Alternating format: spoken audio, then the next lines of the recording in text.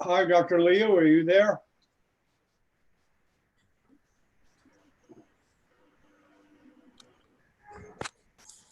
Hello. Hello, John. Are you there, Dr. Leo?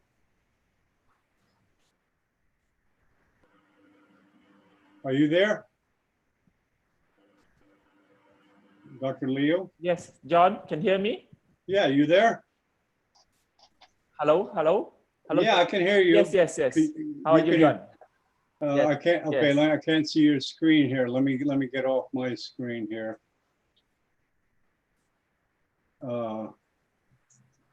Okay, Dr. Ben is going to moderate, right?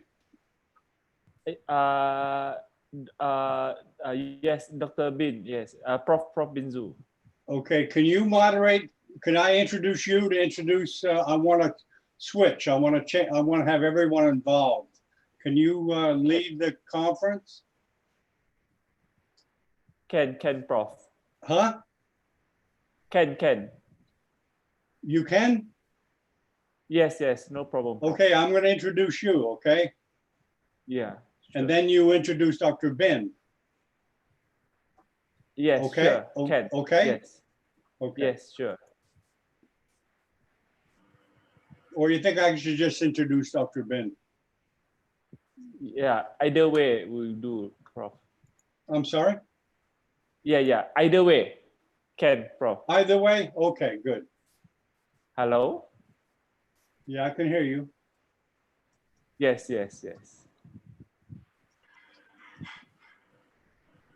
Hello, Professor Sano. He's getting to be a regular. Hello, how are you doing? Hello, do you? Yeah, fine, Prof. Nice meeting you again. Yes, Prof. Nice meeting you again, Prof. Yeah, me too.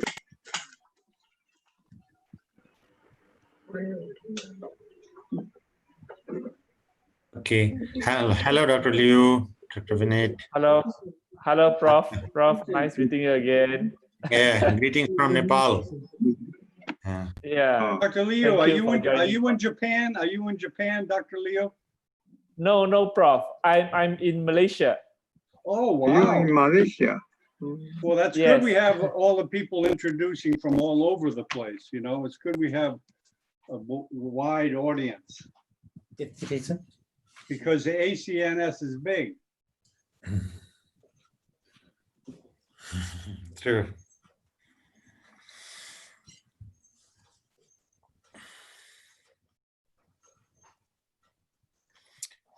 Hello, Hello, Dr. John. Ben. Hi, Ben, how you doing? Can you hear me? Dr. Ben, can you hear me? Can you hear me, Dr. Hi. Leo? Okay, you're there. Fine. Nice to see you. Thank you for I just moderating. arrived at my home. Okay, you can hear okay? A long day work. Oh, yeah, that's right. It's the end of your day, right?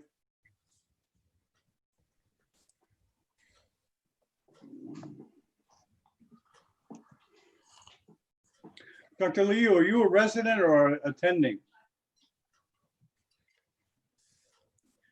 Dr. Liu? The voice is not. Dr. Good. Liu, are you there? Hello, Dr. Liu? Are you a resident or attending? No. I'm yes. I'm working. You're a resident or attending? Yeah, attending surgery. Oh, okay, okay. Yes. Okay. Hello, Prof. Binzu. John. Hi. Hello, Prof. John. Yes. Hello, Liu. Hello, Prof. So you'll be chairing the meeting, Prof, today?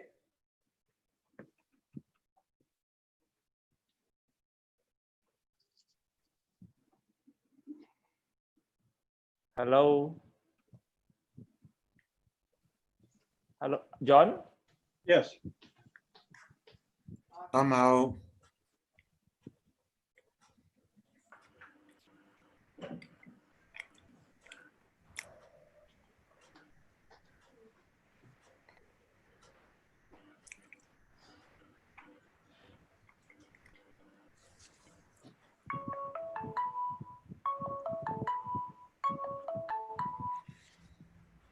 Hello, John.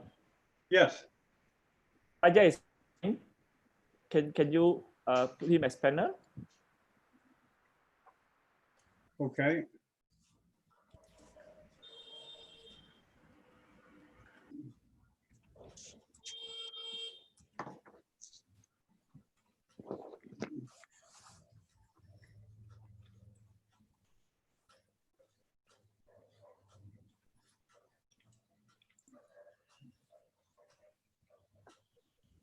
Oh, Dr. Ben. Dr. Ben? Guru. Can-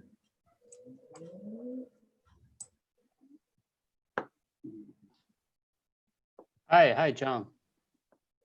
Dr. The Ben, could you voice is tell not the WeChat people that you are here? You have good connections with WeChat. Right? Can you hear me okay, Doctor? Hello? Dr. Ben, is your microphone okay?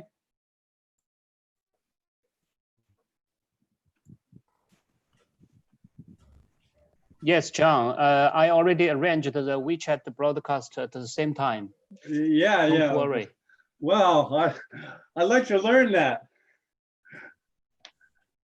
I ordered some books on Amazon on how to learn WeChat. Hello, everybody. Hey, John. How Hi, you Leo. doing? Hello. Hello. Fine, thank you. Hello, Professor Mohan Sharma. Professor Ben. Hello. Hi, Dr. Raza. Nice to see you. Professor Zubin, very nice to see you, Hi. Professor. How are you, sir? Hi, Raja. Yeah. Hello, Raja. Oh, Professor Anand, you are here. What a pleasure. Oh, It's a great that's pleasure you. that you are here. Thank you, Professor, for Hi, joining. Professor It's Sano. indeed an honor. Yeah. Okay. It's late in Japan, 11, going to be 11, I think, 10:30, isn't it? I just came back from Tokyo by car. Oh, Yes, really? every Wednesday I am coming back from Tokyo to Oh Nagoya. my God. That's a 3.5 hour drive in your R8 More than. Okay, someone has a hold of Dr. Right, right. Lawton, right? Lawton, I hope he remembers. Yeah, I have messaged him, John. Someone should be talked to Lawton.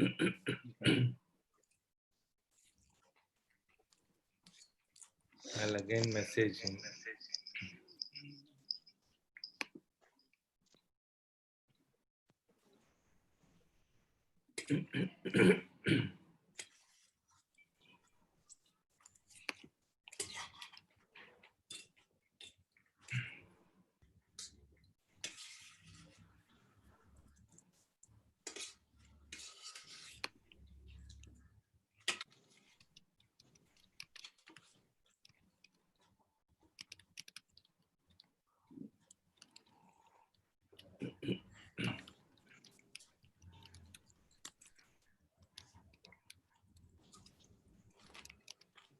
Okay, we start in 10 minutes. Yeah, as soon as Professor Lawton joins, we can start.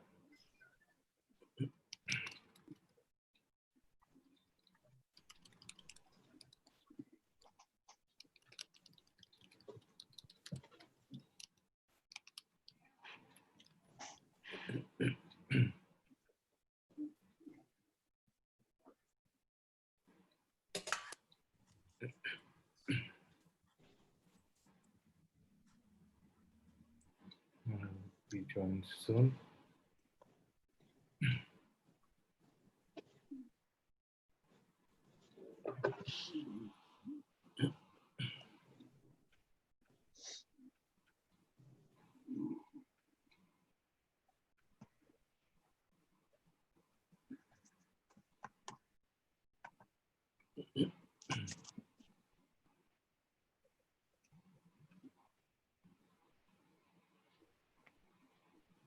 Hello, Roger.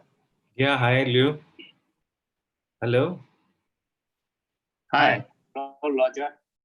Yeah, there are. Yeah, hi. Hello, Professor Zubin. There are two cameras for you, right? Yes. One is my cell phone. Be careful, you might get feedback. Right. That's great. Cause the voice in my PC was not good, so I tried with my cell phone. Yeah. Now it's better. It's more clearer.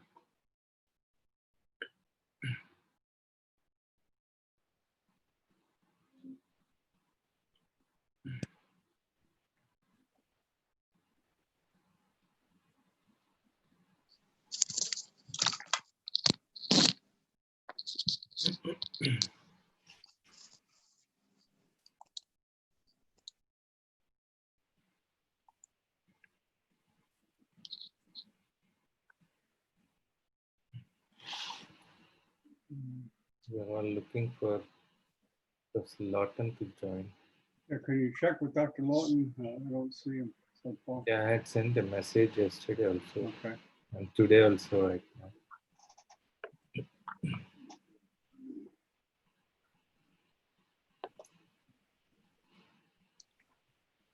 Oh, good. Young Hong, you here? Young Hong, can you hear me? Dr. Gabulo, are you there?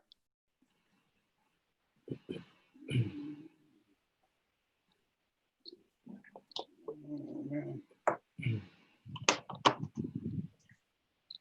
Professor Dubovoy is here. Professor Dubovoy, can you hear us?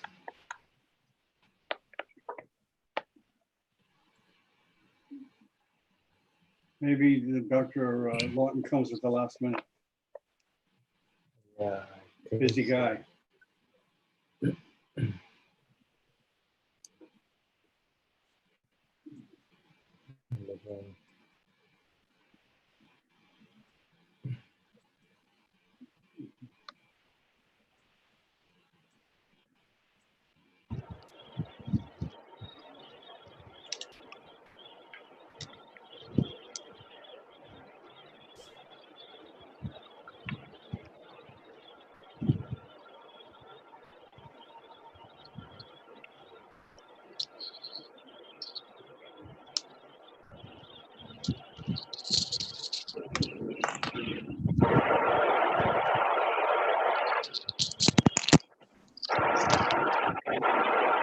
Lot of background noise.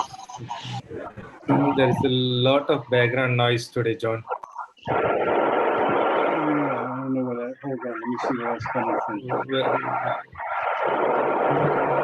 is this sound coming from?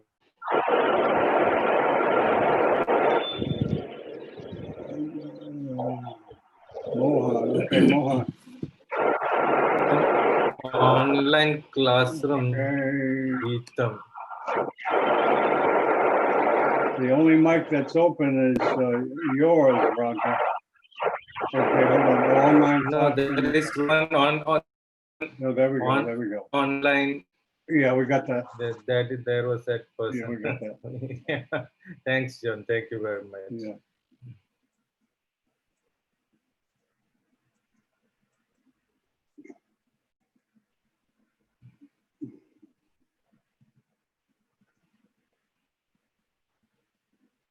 Professor Sharma, how are things going on in your place, Nepal?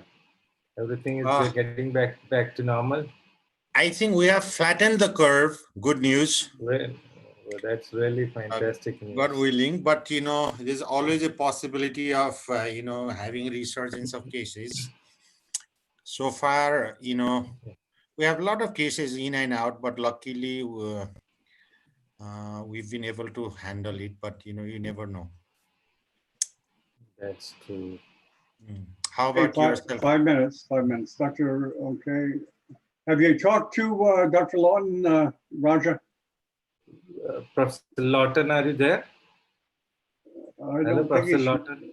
I don't think he's here yet. He could be a I later have arrival. message. I have sent several messages to his secretary as well as. We certainly have a lot of panelists.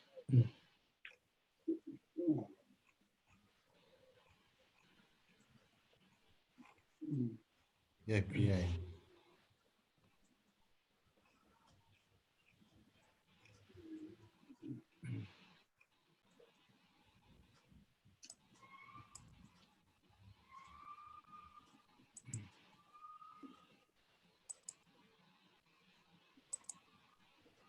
Sachin is here. Hello, Sachin. How are you?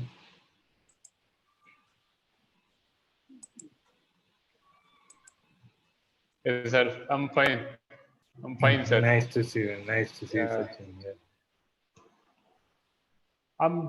I think maybe John must be knowing how to take this link live on Facebook. I'm searching for that. But I'll go live on the YouTube definitely, but I wanted it live on Facebook also. Some people will be scrolling on Facebook and suddenly it pops out. They might That's want to. true. That's No, true. it's just live on YouTube. No, And what you, I'll and, do and is you can put the link on Facebook too. It's the same thing. I'll put the link on the Facebook. Yeah, that's fine. That's fine. That's That would be good. great if So everyone we could have- put it on Facebook, on their Facebook account. Yeah. But the whole thing is going to go live on the YouTube, right? Not just a part of. Yeah, that's the main webinar. one. That's the main one. And then I take that Okay. YouTube link and put it on Facebook. It's like having a Facebook Sure. link. Facebook puts some restrictions on you. And Yeah, they're a little more difficult to work with, Hmm. in my opinion. That's in my experience anyway. I like Facebook. It's easy to promote.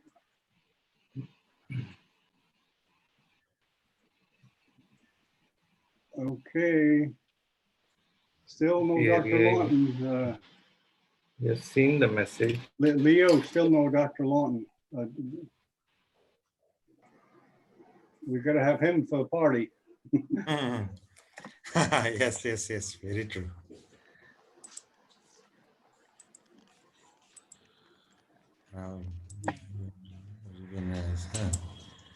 Christian Maths.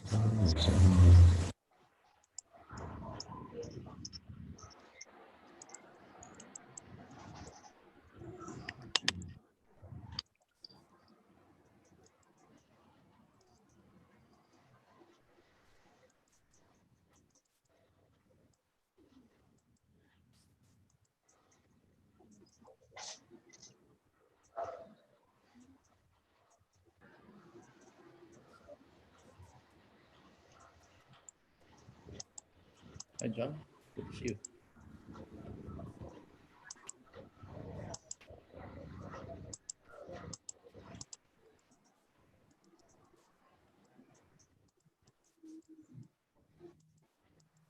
He's really cutting it close if he's coming late.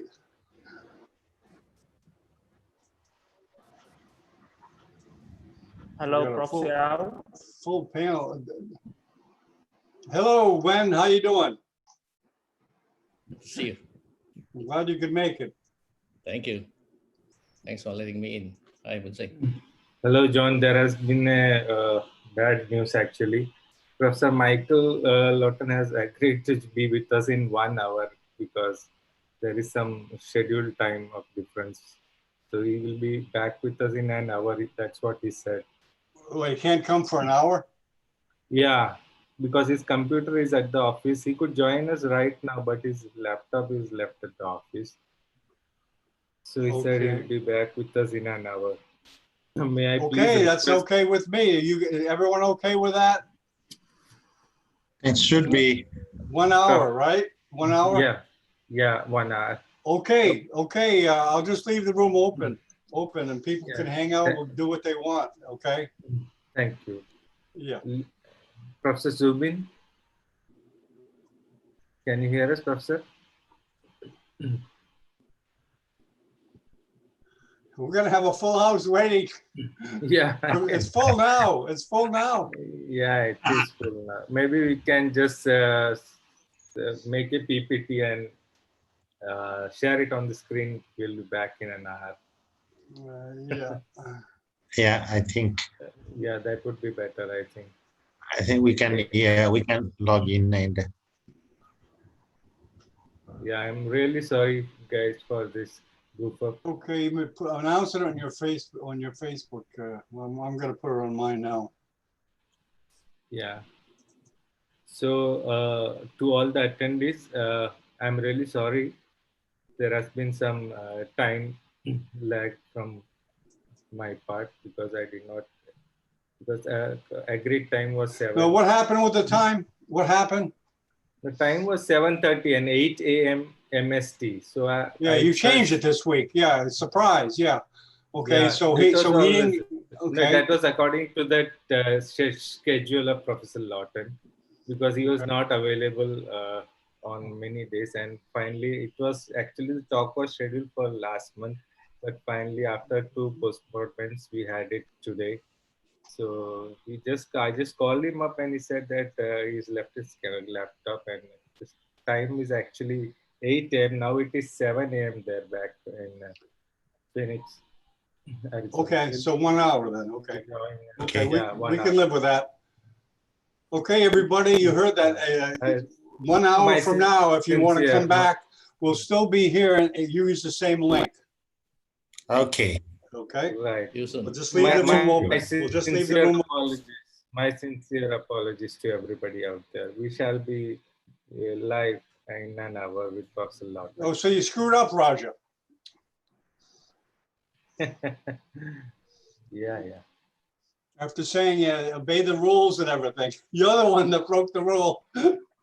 No, I checked on the internet. The MST is equal. No, it's easy to make mistakes with the time. It's very easy. Yeah. On the internet, I checked it twice and thrice. 8 a.m. MST is 7:30 p.m. India time. But he In can confirm that on that. In Japan, maybe still midnight, but 1 hour later it's Oh, difficult. boy. Oh, boy. Maybe I will record just a recording and will be leaving. Yes. Yeah, I'll definitely send Sorry. you the recordings of the talk, Yeah. Professor. I'm really sorry, Professor Ano. But cannot help. Okay.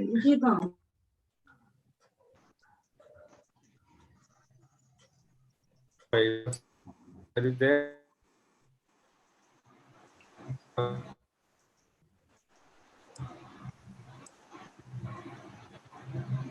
So Dubois is from Serbia. No service.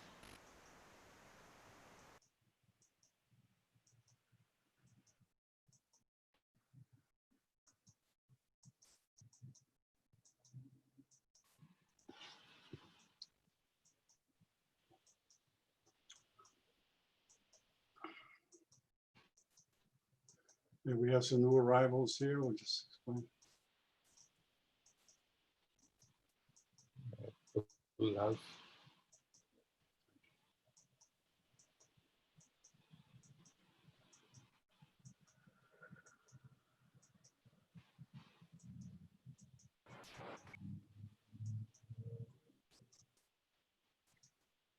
For the new arrivals, we'll be starting in an hour.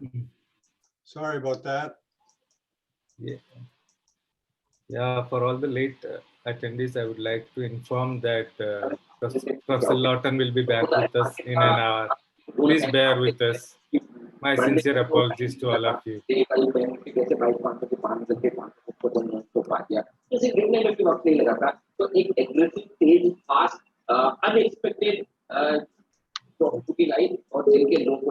Well, it'll get to be like this. We'll have reserved seats. Yeah. Can you mute? Yeah, fine. A lot of noise there.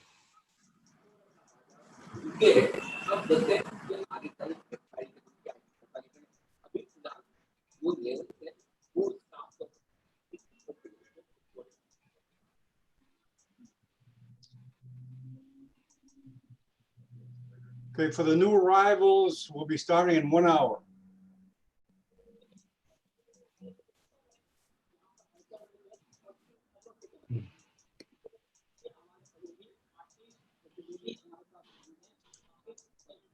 Just mail.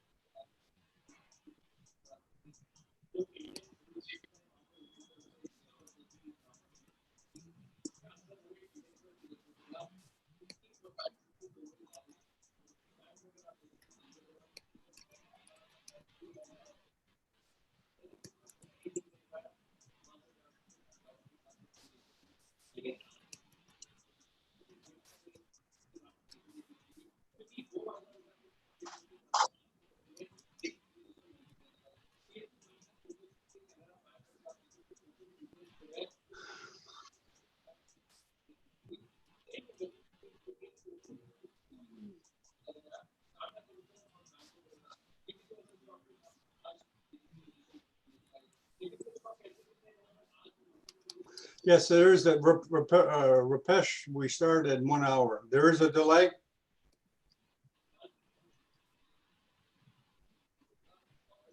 Can you re-telecast old lectures? Well, that's a possibility. No, we can't. All right, John, then I will catch you guys in an hour. Yeah, we start in 1 hour. Yeah, Hello? sure. Yeah, sure. Hello? Yeah, Hello, John? Yes. Yeah, hello. Hello, is that This Rupesh? is Professor Mohammed Fahmi from Alexandria, Egypt. It is the time right now, I guess, 4 p.m. Egypt time.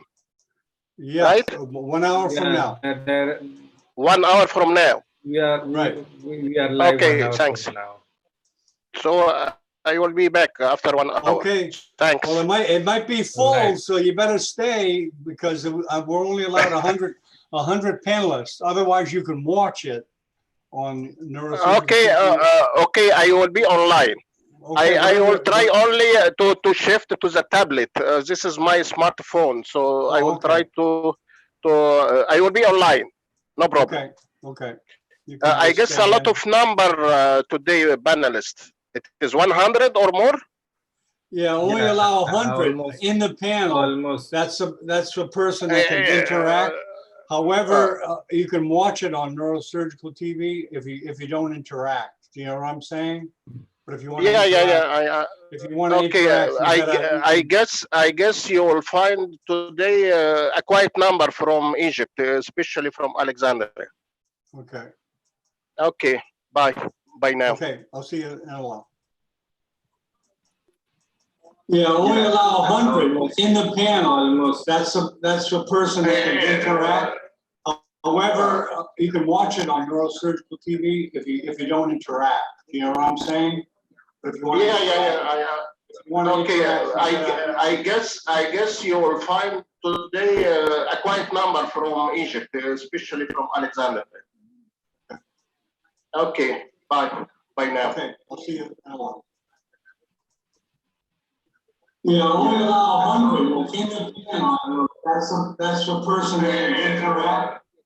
However, you can watch it on neurosurgical TV if you don't interact. You know what I'm saying? But if you want Is Dr. Ben here? Dr. Ben, are you here? I hope he's okay with the time switch.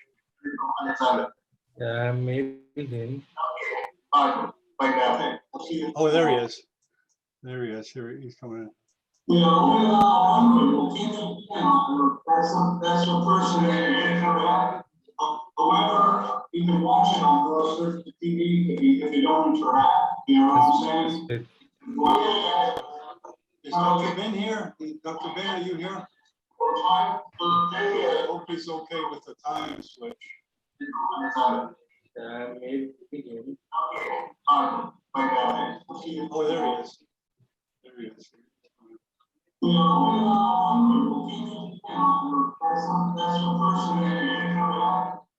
However, you can watch it on neurosurgical TV if you don't interact. You know what I'm saying?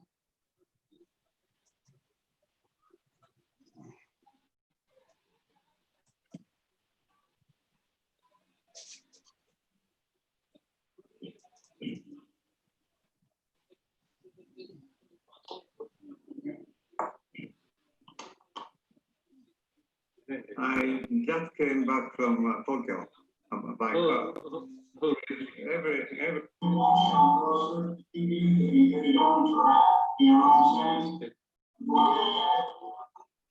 Ben here? Dr. Ben, are you here? I hope he's okay with the time switch. Let me mute everybody here.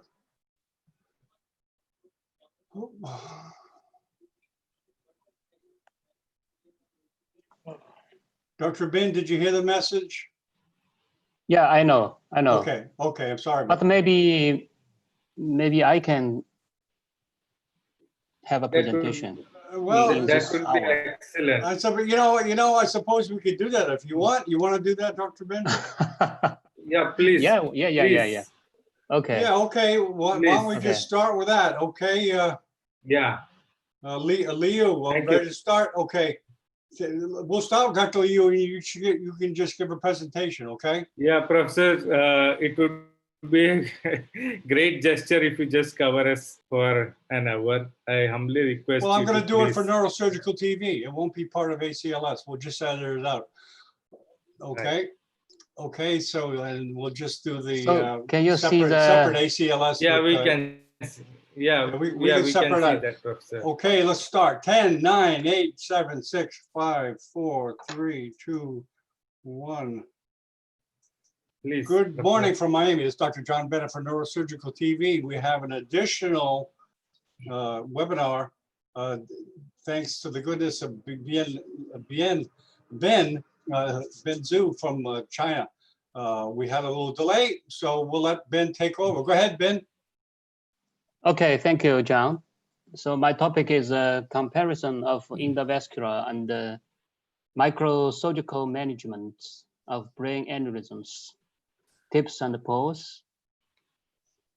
So I come from Shanghai Huashan Hospital.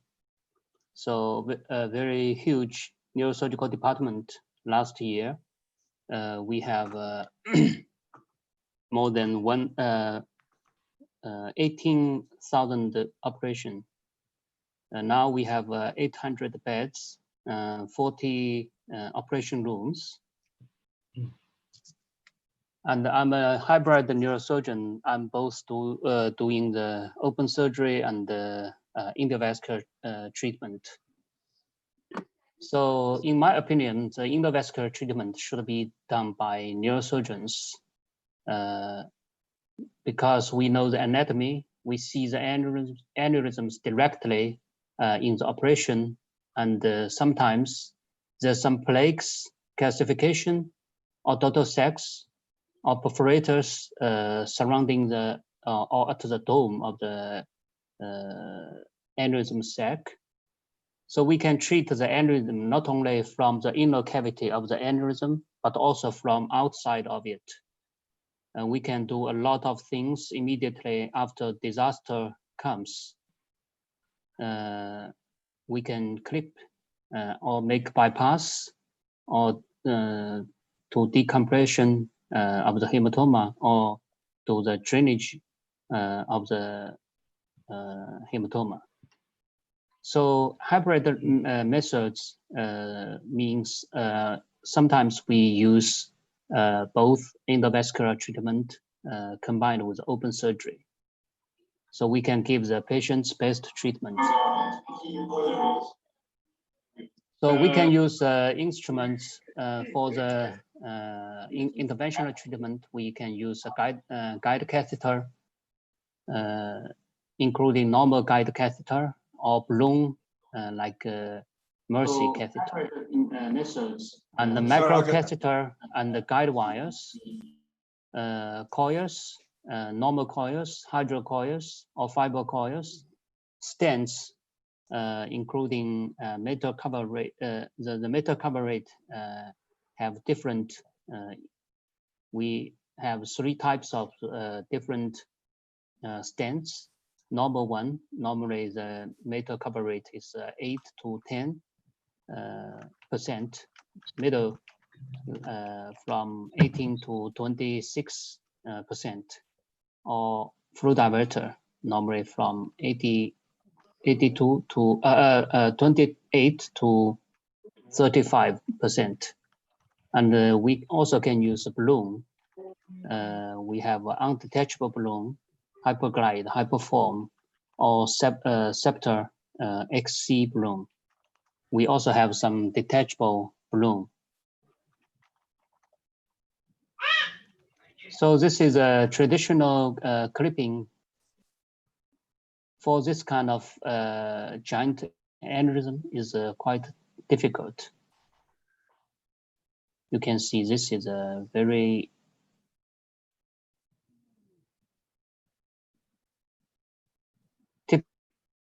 typical ophthalmic segment ICA giant aneurysm. So this is a traditional clipping.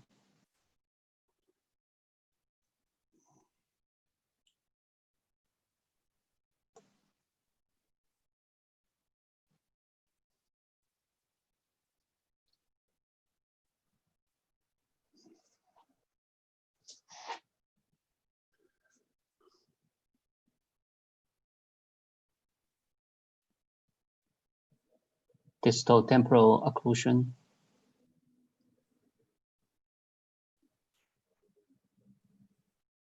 Then suction into the dome of the aneurysm, make it shrink, then put the fenestrated clips.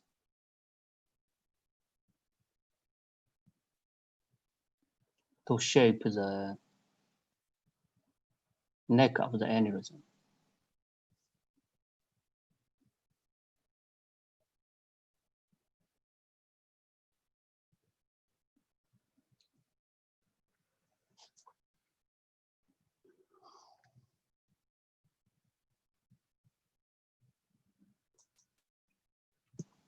So the result is quite good.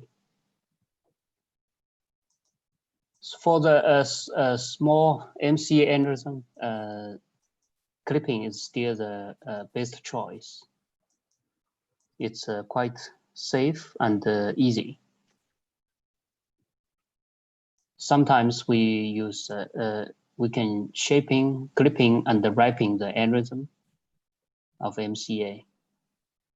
So this is a long segment dissecting aneurysm. We can see the aneurysm is a very long segment. So we can shaping with bipolar after temporal clip of the proximal part. Then clip the aneurysm directly and keeps all the perforators patent. Use fenestrated clips and combined with the wrapping with the Dacron at the M1 and the M2. So check with the STOS endoscope. You can see the flow cavity was all patent. And after puncture the aneurysm dome totally have no flow.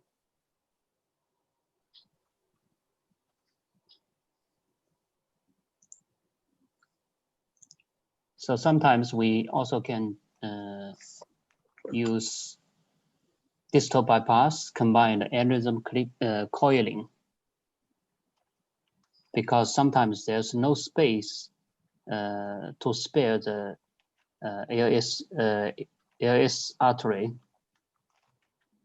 Like this patient, we can see the M1 segment was quite, it's very short, and there's no space to put the clip to get the proximal control at the same time to save all the perforators. So after the distal bypass, I use coiling. So we can see the bypass was all patent, and the final result was quite good. All the perforators was kept intact. Sometimes after the stenting combined coiling, there's some still have some recurrent rate. So we can treat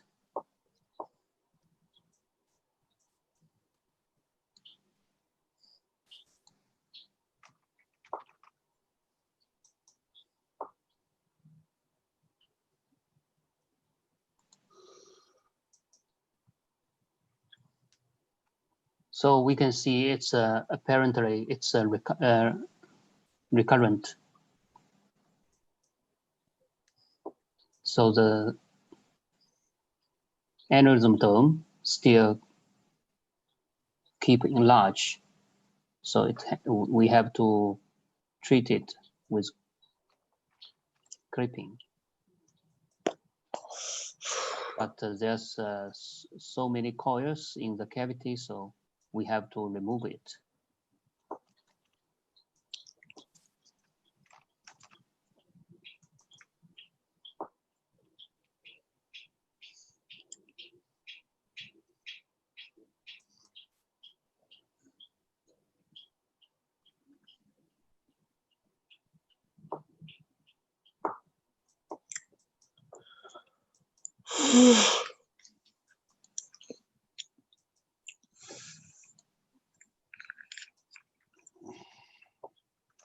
I think Professor Bin, your slide is not moving actually. It's not playing. Okay.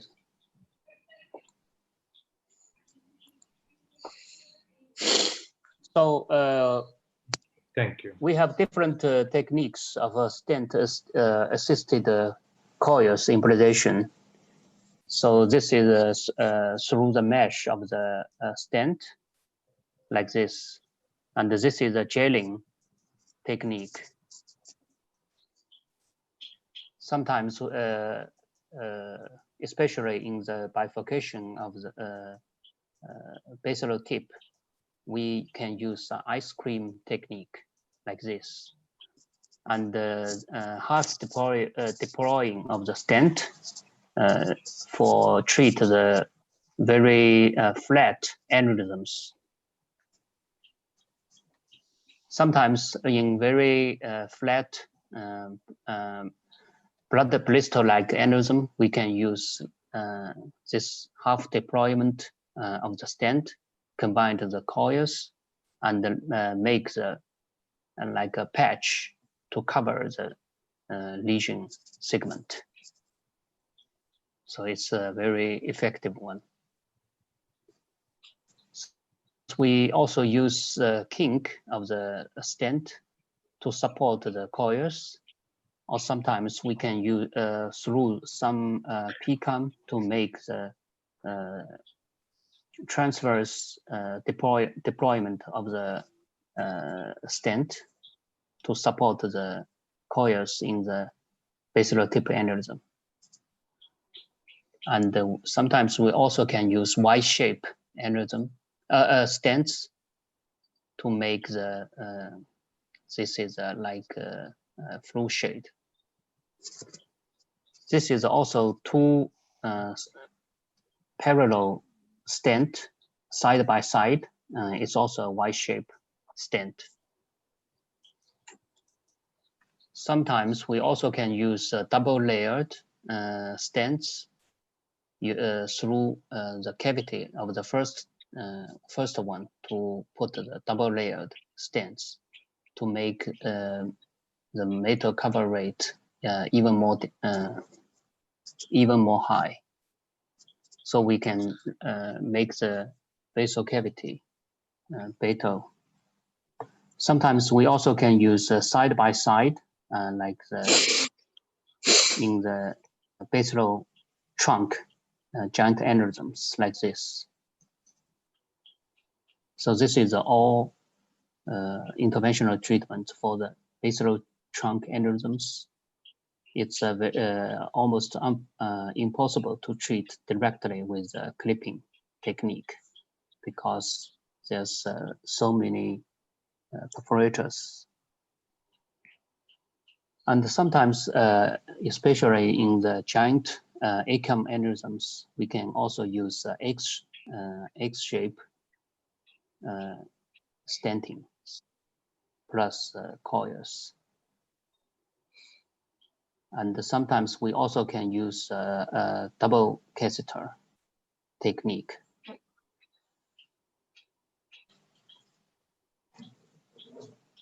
So this is a ACAM aneurysm.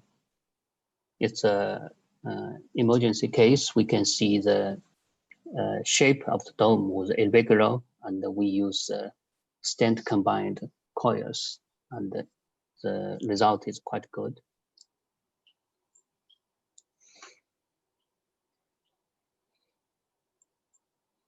And this is a ruptured vertebral dissecting aneurysm.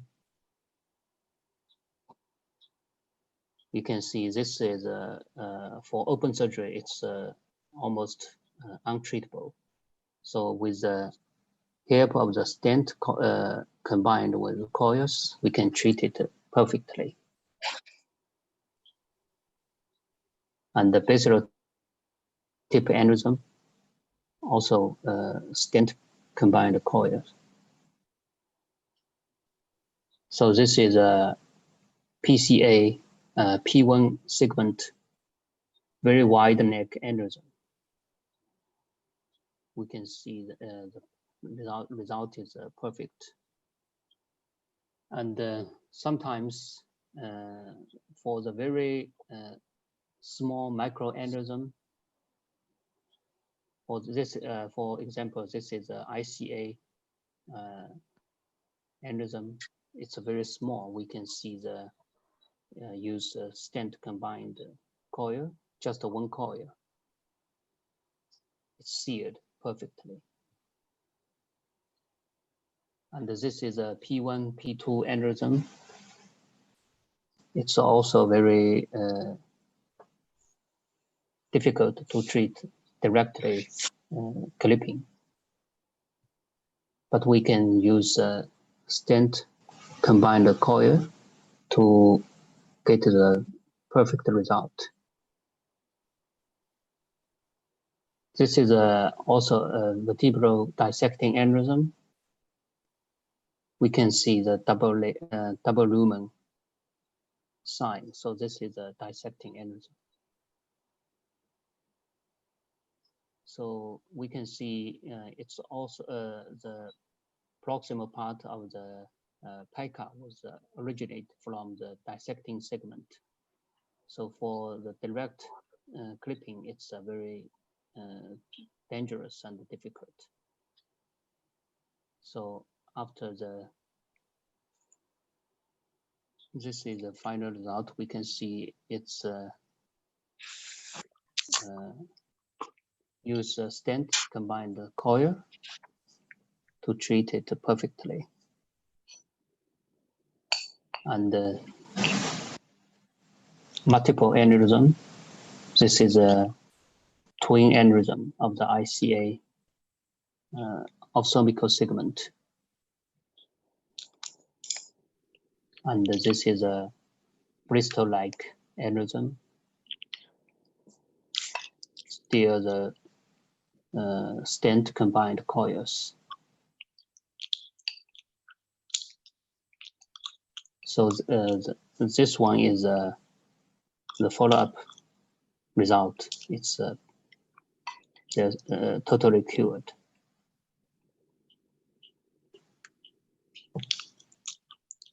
So for the aneurysm, different options at the different locations. For the cavernous segment aneurysm, for the if it's ruptured, normally it can have some CCF.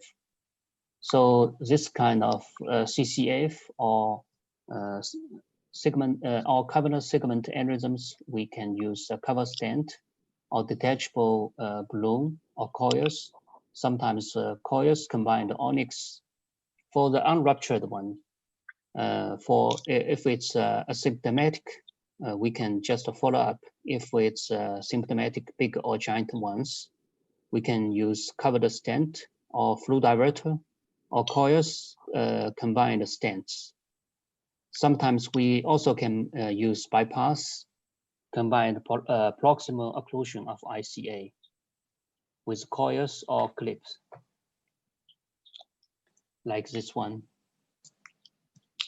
For this patient, we do the balloon occlusion test at first. Actually, it's negative.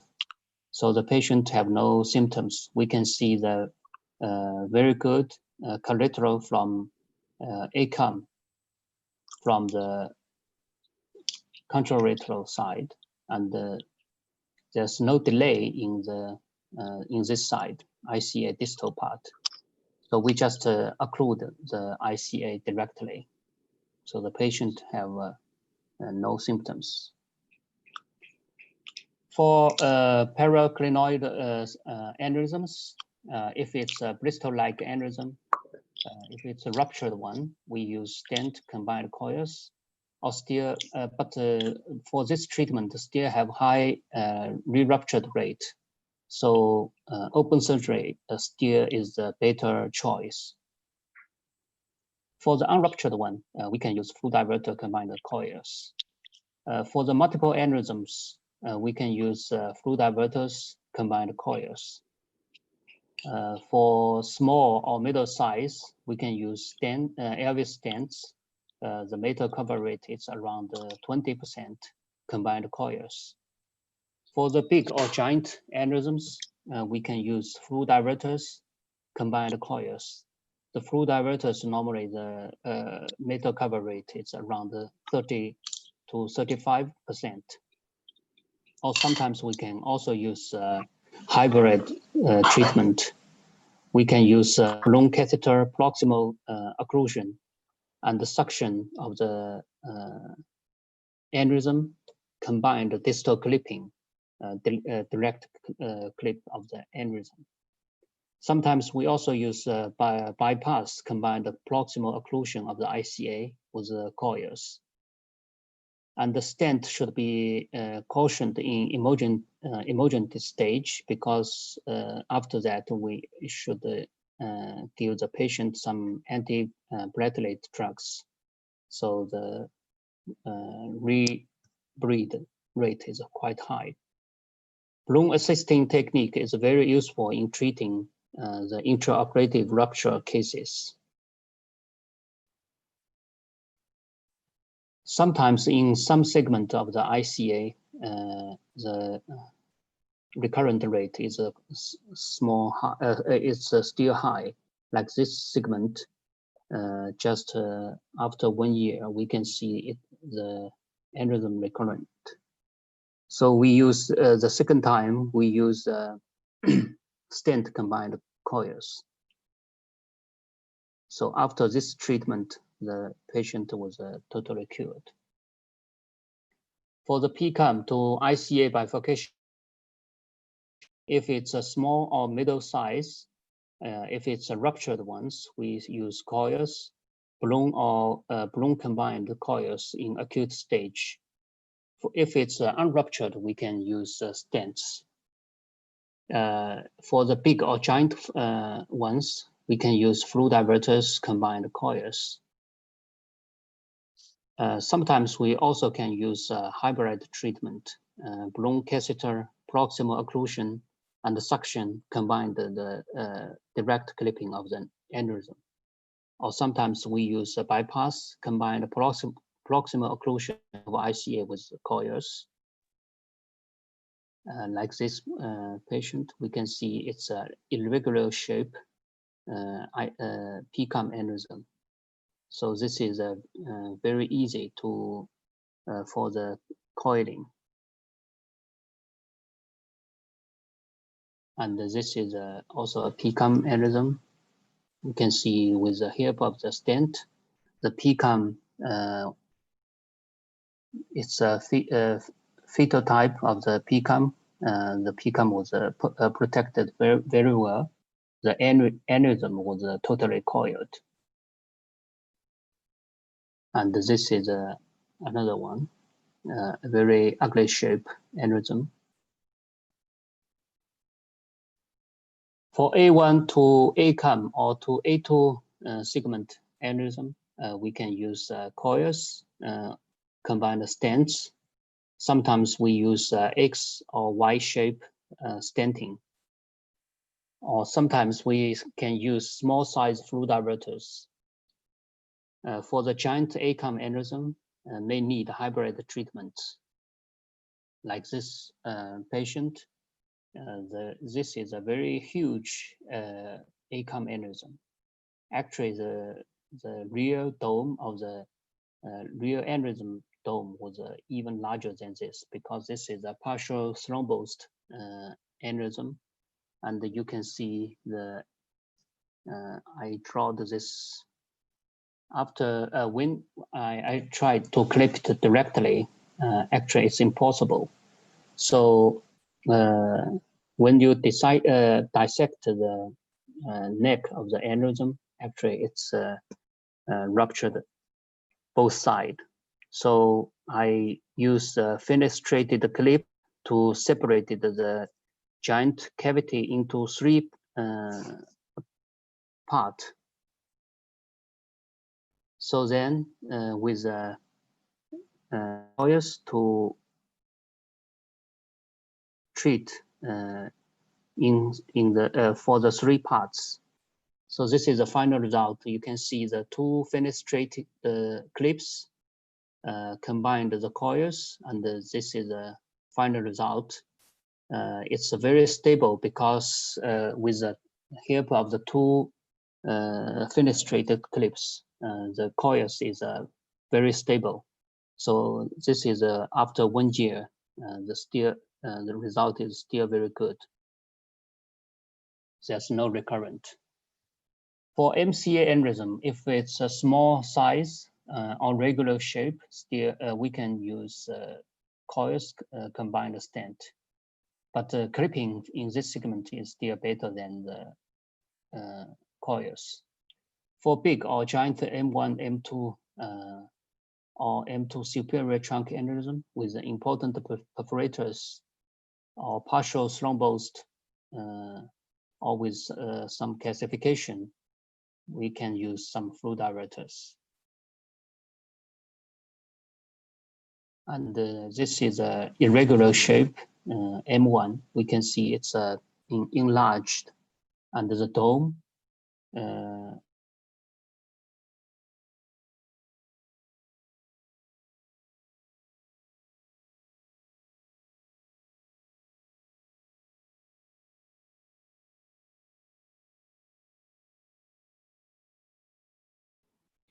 treat the daughter sac of the aneurysm, and the left the send into the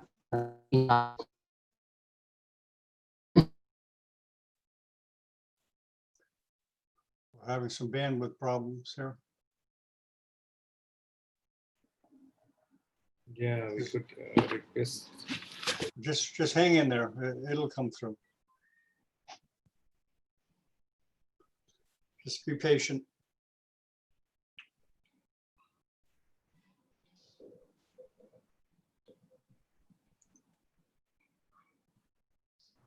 And keep your fingers crossed.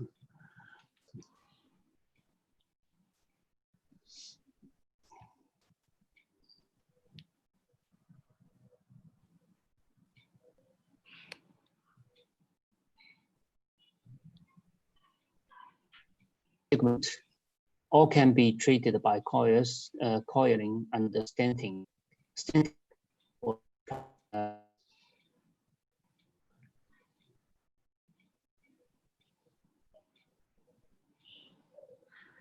Certainly not a perfect platform. Professor Bin, are you there? His connections is not good. During his last presentation, it was very well. We did not have any problem. Okay, well, just wait. Hopefully it'll come through. Yeah, it should come around. Yeah. John? Yes. Yeah, Professor, we are here. Yeah, we're here. So We're you can waiting. see. Okay.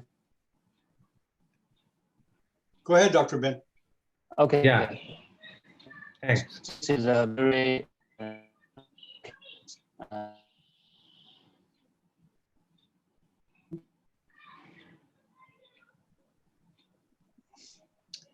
We're not having the luck today. Well, everything is going to be all right soon. Professor Bin, can you hear us?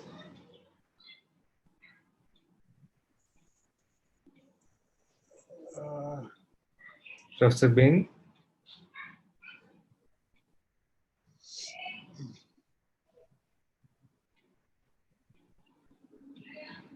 Yeah, the screen is moving. Let me see if the screen is moving.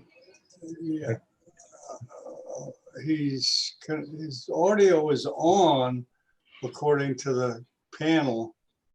Dr. Ben, can you hear us? Yes, yes. Okay, go ahead. We can't hear please. you. Go ahead. Okay. So you can see I just put some coils in the proximal part of the big giant aneurysm. Actually, the aneurysm was cured. We already published this result of the PCA aneurysm. This is a vertebral aneurysm.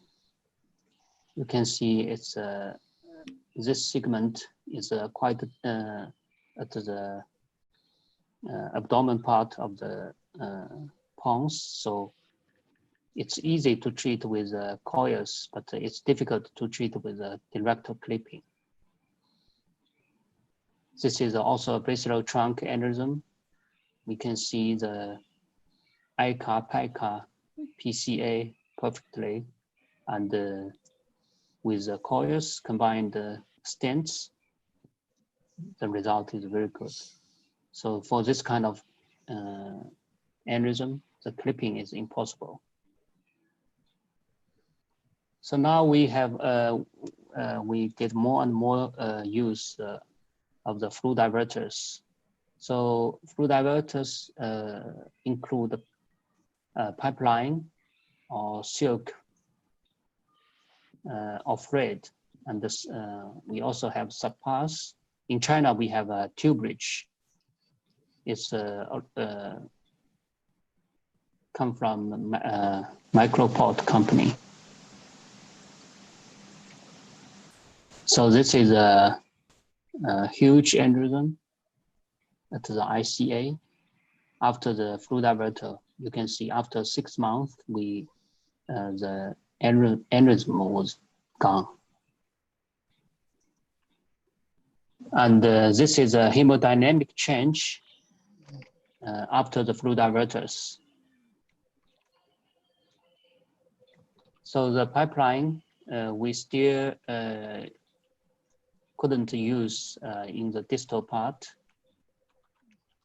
of the ICA, or normally for M1 or distal than M1A1, it's still off-label use. So this is articles about the safety of the flow diverters, and so the pipeline is both safe and effective with a complete occlusion rate of approximately 75% at 7.8 months, and the low rate of neurological morbidity and the mortality. So this is a results for pipeline. We can see this is a very dangerous brisk aneurysm, but it's an unruptured one. We can see the dissecting here, the double lumen of the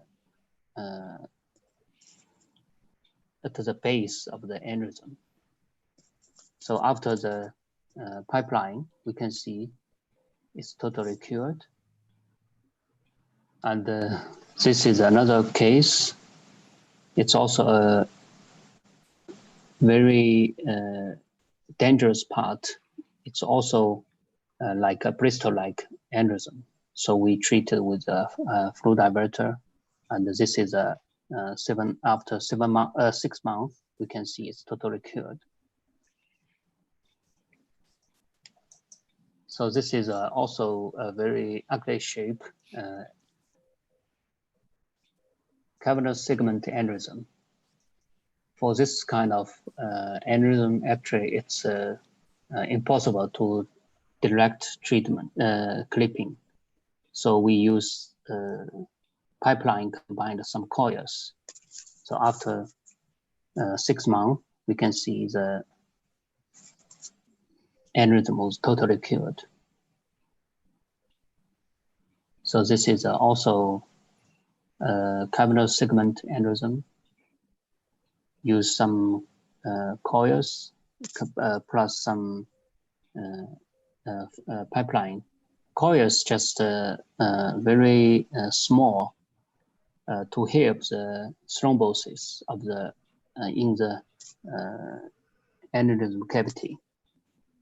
So you don't need to compact it very compactly. So this is another case. This is a very ugly shape aneurysm. So after this first pipeline, we can see there's some still flow in the aneurysm. So after the second one, it's almost stopped flowing to the aneurysm. So after 6 months, we can see the aneurysm shrinked, and this is the final result. This is another pipeline case. We can see this is also a cavernous segment aneurysm. This is a final result.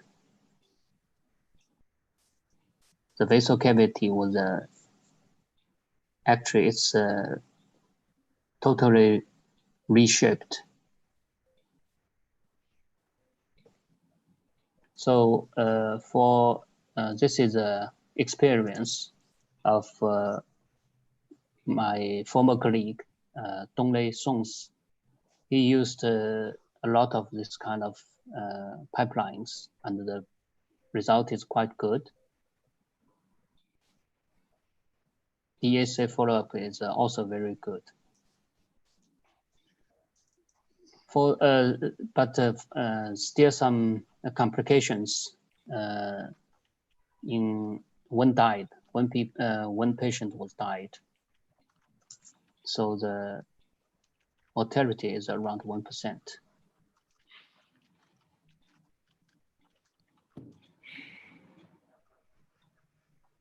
This is a very difficult case because this is a M1 segment aneurysm, and there's some very important fatal perforators around this segment. So they tried to put a pipeline, but after the pipeline successfully deployed and with some coils in the cavity, the second day, there's some hemorrhage in the distal part of the MCA. So actually the final, the follow-up is quite good, but the patient still have some neurological deficit.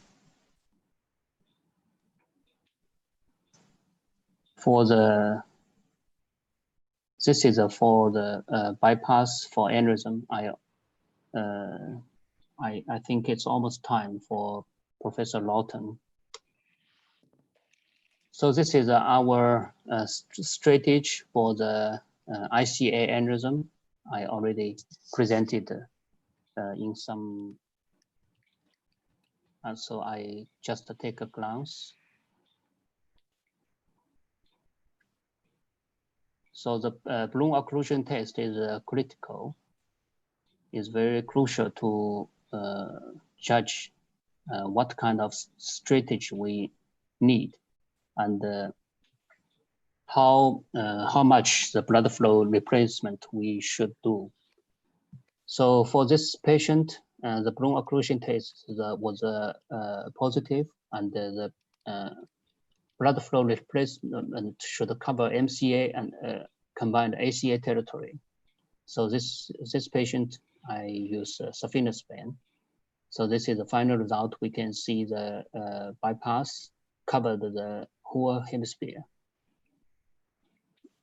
So this is a type 2 ICA aneurysm, poor collateral ACAM and the PCAM. The blood flow replacement should cover left MCA territory.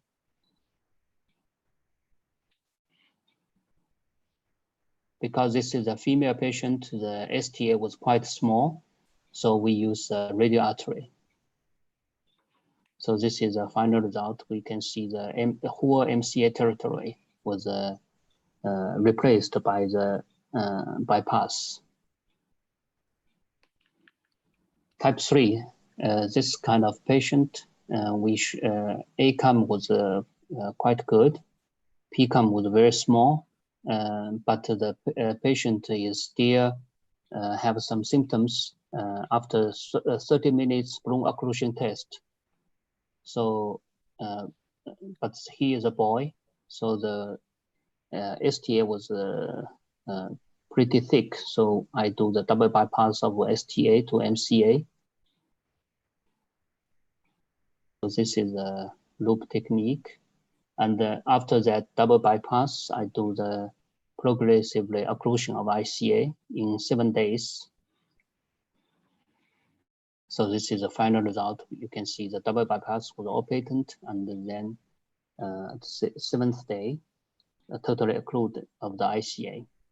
The final result is very good. This is type 4 ICA. Okay. Hi. Yeah, hello. Can you hear us? Yeah. Yeah. Professor Lawton has joined us. Okay, Thanks. so I should finish my cases and give the time to Professor Lawton. Professor Bin, we can thank you enough. We are really, really so grateful to you for covering us this time. Thank you, and our sincere apologies for keep waiting. Professor Lawton, can you please join us? Yes, I can hear you. Great. My apologies Good morning, for the miscommunication. We have you down as 8 o'clock Arizona time, which is in 15 minutes. And I think there was some confusion about the time zone. But anyway, I'm sorry about the delay, and I'm glad to be here to join you. Thank you very much, Professor. On behalf of the President of ACNS, Professor Yoko Kato, and the Education Committee of the ACNS, I sincerely apologize for this goof up, and I welcome you to the ACNS webinars. And to chair this webinars, I welcome Professor Zubin. Professor Zubin has been holding the fort since last 1 hour for us, and he gave us an exciting lecture. Thank you, Professor Zubin. Professor Lawton, you may please start your lecture.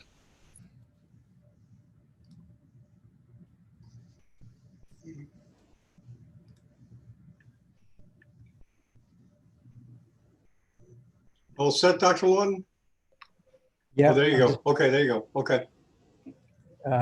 You should now see my title slide. Is that? Yes, we see it. Yes. Yeah, Yeah. Okay, good. Yeah. So what I thought I would talk about today is, excuse me, bypass surgery. And the reason why I wanted to, why I like talking about this in general is because it's really not just about bypass surgery. It's more about how we as neurosurgeons practice, and how we can practice a little differently if we think about what we do in a different light. And so that's really what I'd like to stress upon you. Bypass is really a vehicle or a metaphor, but really this is about finding ways for all of us to evolve our practices and to really push ourselves so that we take ourselves and stretch ourselves to our limits. So I'm going to draw upon my case experience, which you can see here.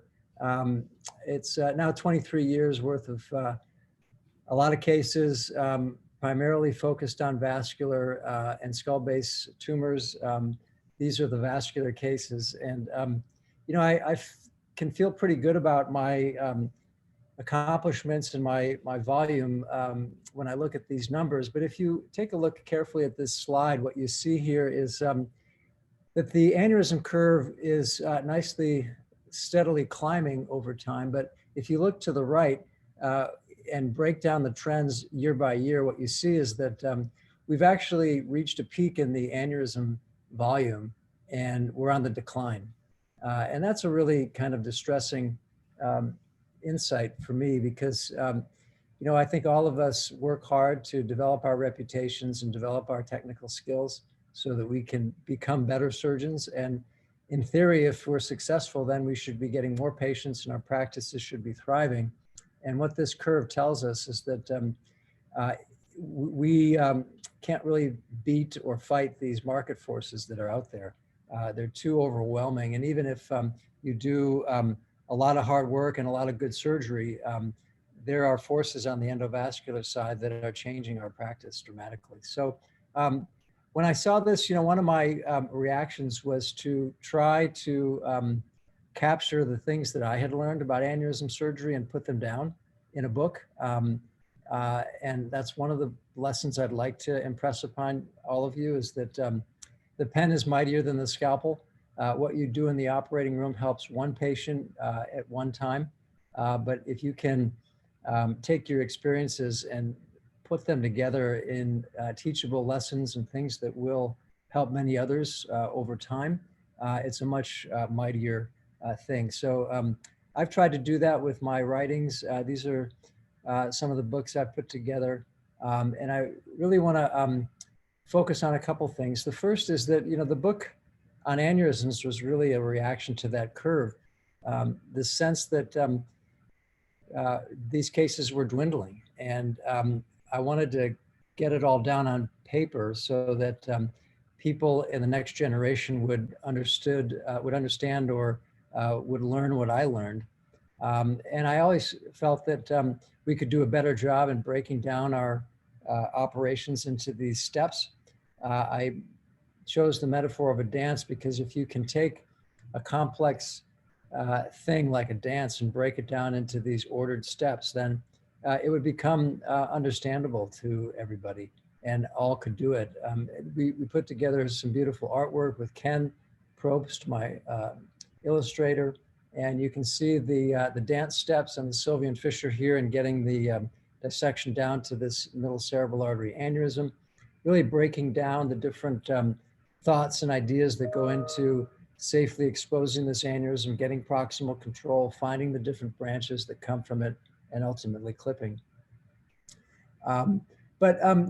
When I started thinking about the giant aneurysms, the really complicated aneurysms, and looked at my series on these, what I came to was that maybe there's some line that we cross with a giant aneurysm where it no longer becomes just a simple aneurysm and it has to be treated differently. And just to illustrate that point, I want to show you this case. This is a giant MCA aneurysm. You can see here, I clipped this with what I call a picket fence, which is this stack of clips. But here on angiographic follow-up, you can see it recurred. It recurred right at the base where those tips of the clips reconstructed that bifurcation. So in this operation, what I do is I bring in a saphenous or a radial artery graft, I plug it into one trunk, swing the trunk over to the opposite side, and then revascularize that opposite trunk. So both of these trunks are revascularized with a single high flow graft in what I call a middle communicating artery. And that's what I did for this picket fence. So here, now, when we look in the Sylvian fissure now 5 years later, you can see all the scar tissue and the recurrence there. This is a view of the external carotid artery. So this shows you just the standard external carotid proximal anastomosis for this radial artery graft.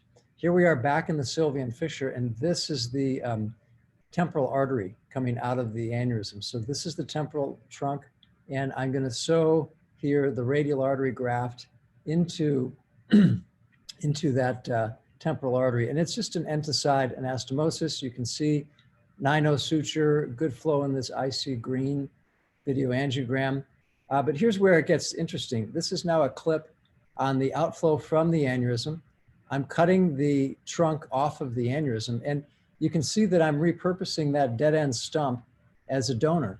It's not typically something that we use as a donor, but if you think about it a little differently and swing it over here to the frontal trunk, here's the first suture line, you can see how it reimplants very nicely on the other side of this aneurysm. And now we've reconstructed that bifurcation completely. This is a view on the back side of the aneurysm just to show you lenticular striates. It's going to keep me from completely trapping this aneurysm. It's just a distal occlusion.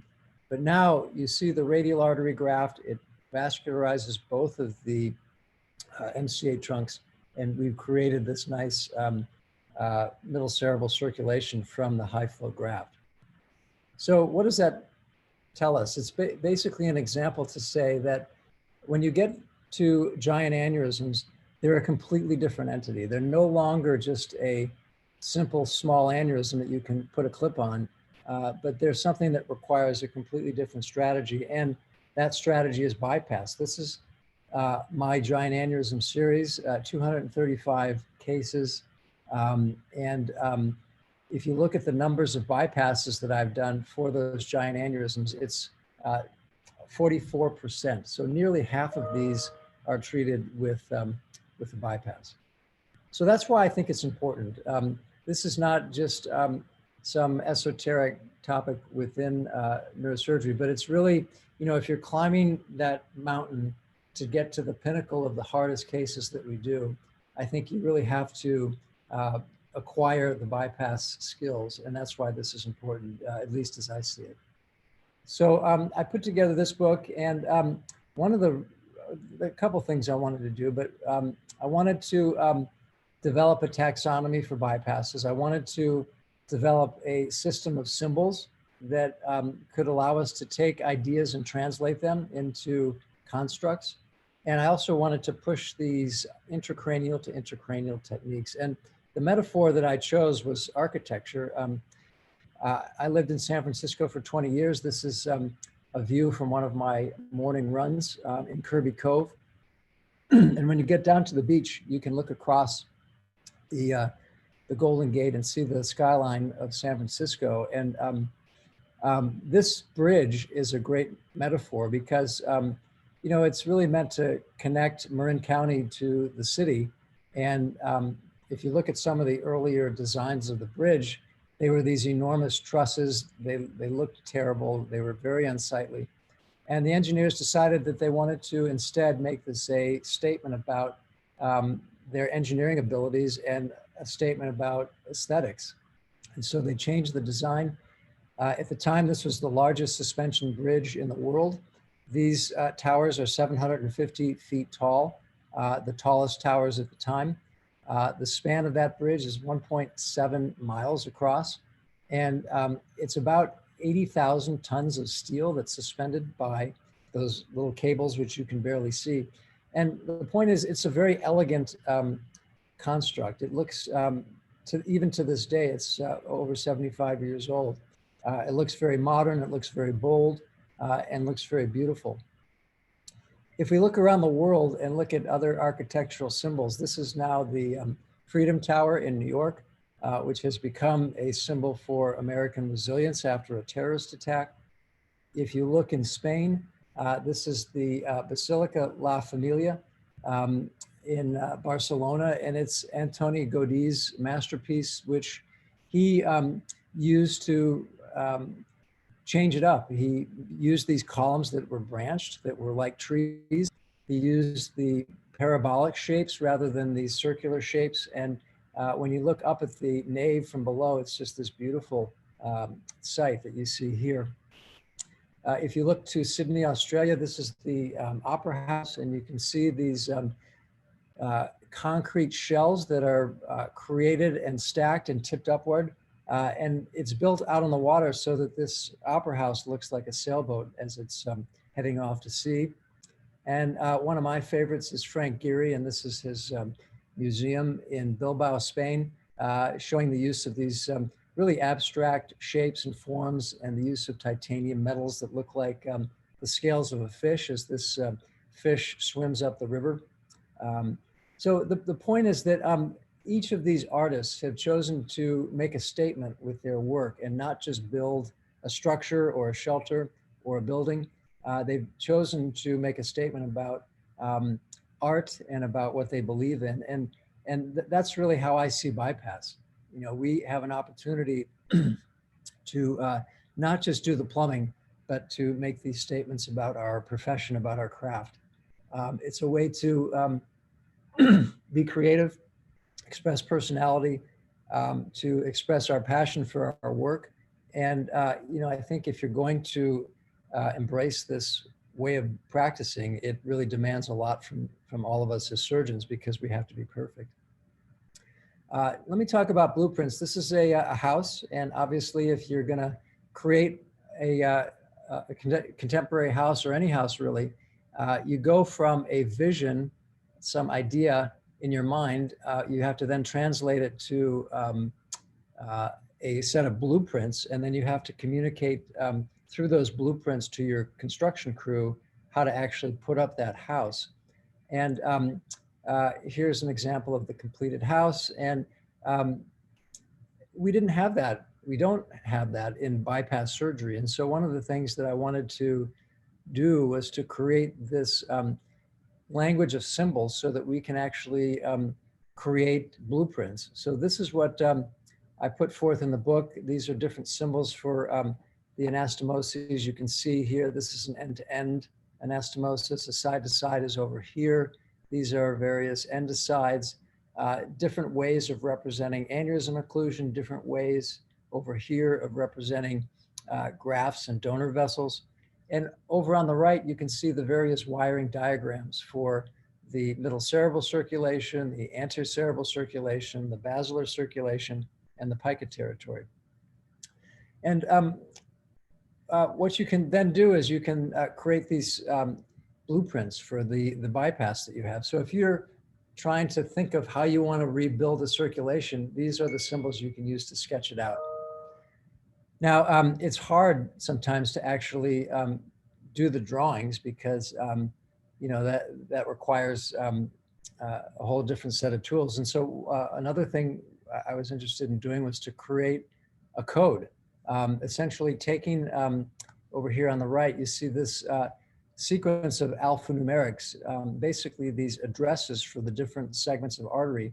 And you can essentially put an address on every segment in the cerebral circulation.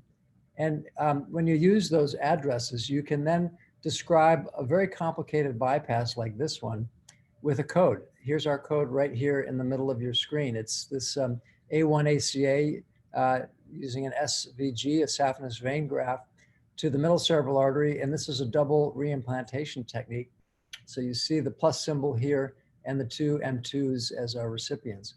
This code really tells you everything you need to know about what you're seeing in this picture. You know exactly how the connections are made and what has been done. Here's our symbol. This is our blueprint up here. You can also express the bypass through the blueprint. And here's our angiogram. So if you were trying to understand that, this code would really help you decipher.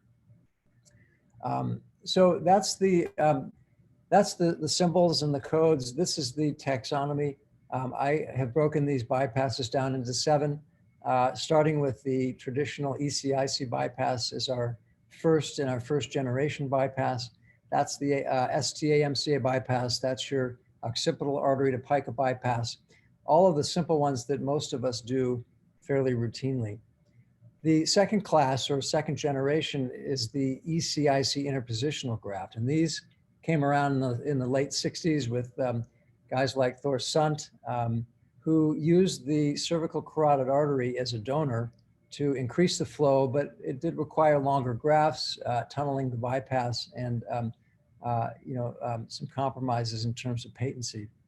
These next 4 groups of bypasses here are all of the what I call the ICIC or intracranial bypasses. It's the reimplantations, the in situ side-to-side bypasses, the reanastomoses, the short jump grafts that go from an intracranial donor to an intracranial recipient. The 7th category down here at the bottom is the combination. So combination bypasses are when one bypass doesn't do it and you need multiple. And so it could be any of the above. It could be one ECIC and one in situ, or it could be 2 ECICs, a double barrel bypass, but it requires a multiple. And it could be 2, it could be 3, it could be however many is necessary. So those are the 7 bypasses. One of the ways that you can use the 7 bypasses is first to really get a handle on where your aneurysm is located. If you look at the different types of middle cerebral artery aneurysms, it's important that we really clarify a pre-bifurcation versus a bifurcation versus some post-bifurcation bypass or aneurysm. And then when you have the combination of 7 bypasses here on the vertical axis and the different aneurysm locations here on the horizontal axis, then you can kind of lay out your blueprints and decide or see all of the different bypass options that you have to choose from.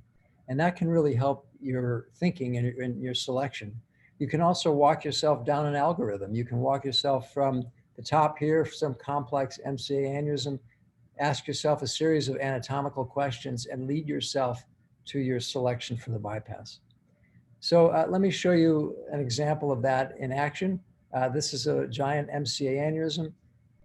And for this one, our algorithm would say this is one that we need to revascularize completely by recreating the bifurcation. So we have to expose the two trunks that come out of the aneurysm, and that's what you're seeing here. This is the temporal trunk over here. This is the frontal trunk over here. The aneurysm is up at the top of your screen. And I'm going to use the A1 as a donor. So I'm going to do this without using the neck. I'm going to not use a tunnel. I'm going to just use the A1, which is a tremendous donor because it's really right there in the sylvian fissure. When you split the fissure, you come right to it. And it's a very vigorous donor because it sits right next to the carotid terminus. So the flow is really substantial. This is a view just showing trapping of that donor segment. And this is a very nice arteriotomy scissors that I like to use for these deep bypasses. This is the bypass, the donor site going in. This is the two anchoring sutures that anchor the, in this case, I believe it's a radial artery. No, this is a saphenous vein, sorry. But this, you can see some of the stitch work here, sewing down in this deep kind of perichiasmatic space of the A1 anterocerebral artery. You can see a nice suture line there on the front wall. Tying this down, we can flip the artery. This is a view into the lumen. And now we're sewing the back wall. I'm going to jump ahead a little bit here. Pardon the fast forward, but here, now I've taken you to the aneurysm itself. The saphenous vein graft is lying in the sylvian fissure. I'm making my arteriotomy here in the saphenous vein graft. And what I'll do here is, in order to reimplant that frontal division, I'm going to do a side-to-side anastomosis.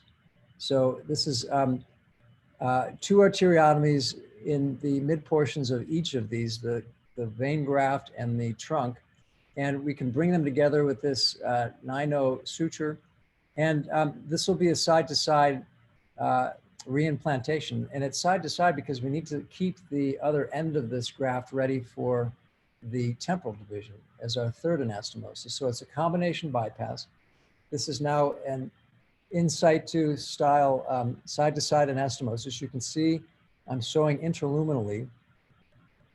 And these arteries come together very nicely here to create our donor and recipient relationship. I'm going to jump ahead again here as we complete the outer wall of that anastomosis. You can see it coming together. And this finishes up very nicely. Here's our completed side-to-side anastomosis. You can see the end of the graft there. We can reapply the clips so that we immediately reperfuse that trunk. And now here's the end of the saphenous vein graft. Here's the temporal trunk as it comes out of the aneurysm. And here's our anchoring suture. You can see the stitch work now running alongside the inside of the vein graft and into that deep wall of the temporal artery. And this joins the vessels. I'm going to just do a running continuous all the way around the horn here. So I transition to now from interluminal here, which you're seeing as I tighten those sutures up. We're going to transition now to an extraluminal suture line right here. And we continue that around the corner. And let me jump ahead again. Here now is the completed anastomosis. So now we've got an A1 donor, we've got an M2 reimplantation, we've got a second M2 reimplantation, and now we can use trapping clips to isolate this aneurysm. So the aneurysm is completely trapped. You can see the 3 clips in there. There's good flow in the bypass. You can see all of the MCA vessels lighting up. The aneurysm is completely dead. I'm going to just go inside the aneurysm and suction decompress here. And as this aneurysm deflates, I'm going to do a little clip readjustment to free up some lenticular striates, which you can see on this yellow 560 right here. These were initially trapped between the trapping clips, but I've released them. They now perfuse nicely. And this now completes the bypass. This was that example that I showed you of the code, of that blueprint that had both the blueprint and the code. There it is. You've seen now the case, and you can see how the blueprints and the code really nicely express exactly what was done in the surgery. So let me move along and just talk about this idea of evolving the bypass craft and in a greater perspective, just sort of finding ways to evolve our practice of neurosurgery. I mean, the idea here is that you may not be out there doing complicated bypasses like I'm going to show you here, but if you're a spine surgeon and you do things the same old way, but have a better idea to be more minimally invasive or to develop a new device that's going to change the way you fuse the spine or correct the deformity, this is what I'm talking about. This is my challenge to you, is to think of ways that you can look at your practice and evolve what you do in ways that help all of neurosurgery.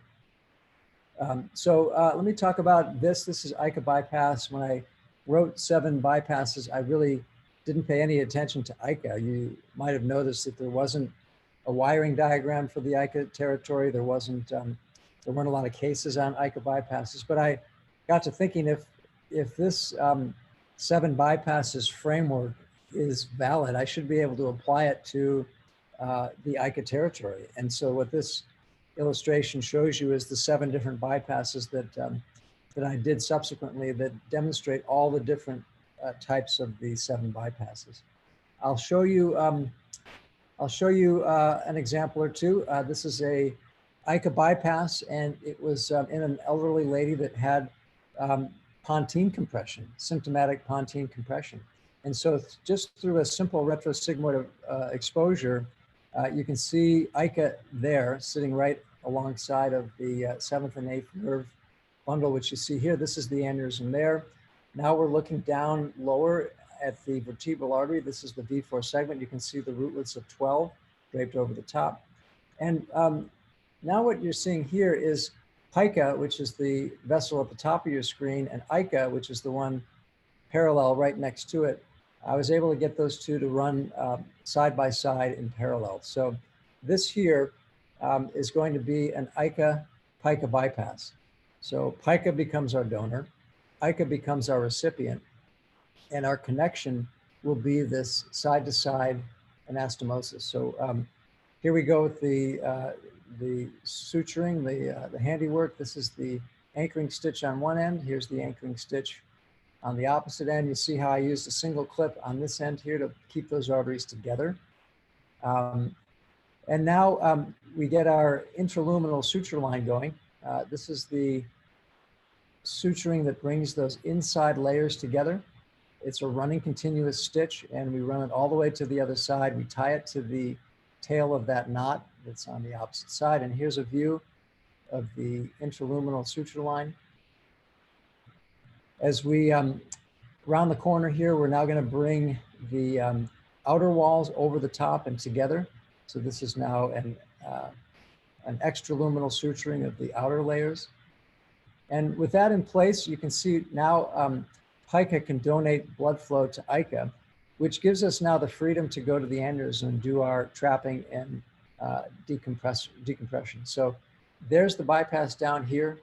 Here now we've got a view of the aneurysm. This is ICA right here. As it comes out of the aneurysm, you can see the 6th nerve draped over the shoulder of ICA.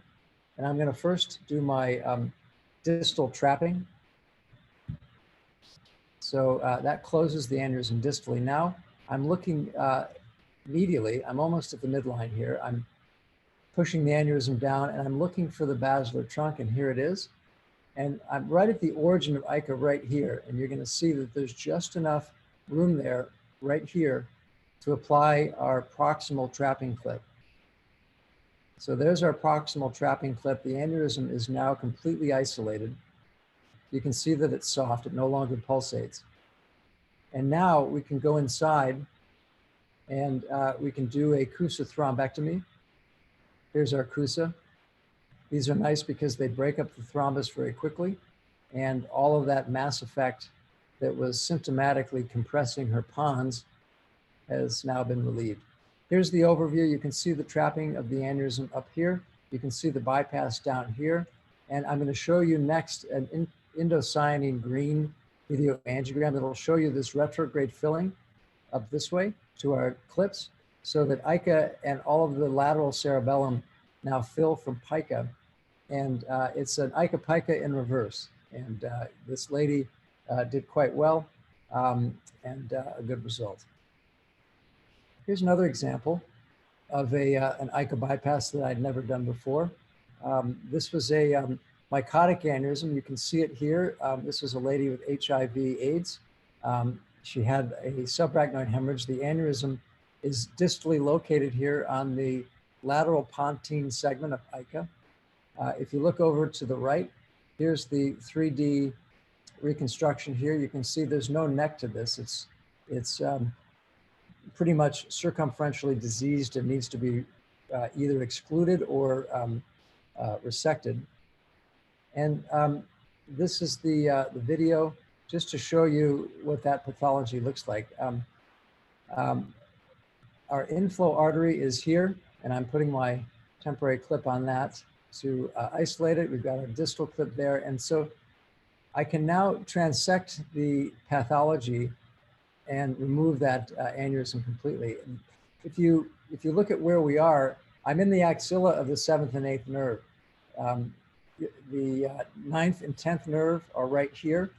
And as you look down, you can see the 6th nerve in the very depths of this thing. So I'm almost to the midline of the pons. And oops. And here now, you can see the ends of the ICA have been brought together here. So this is an end-to-end reanastomosis.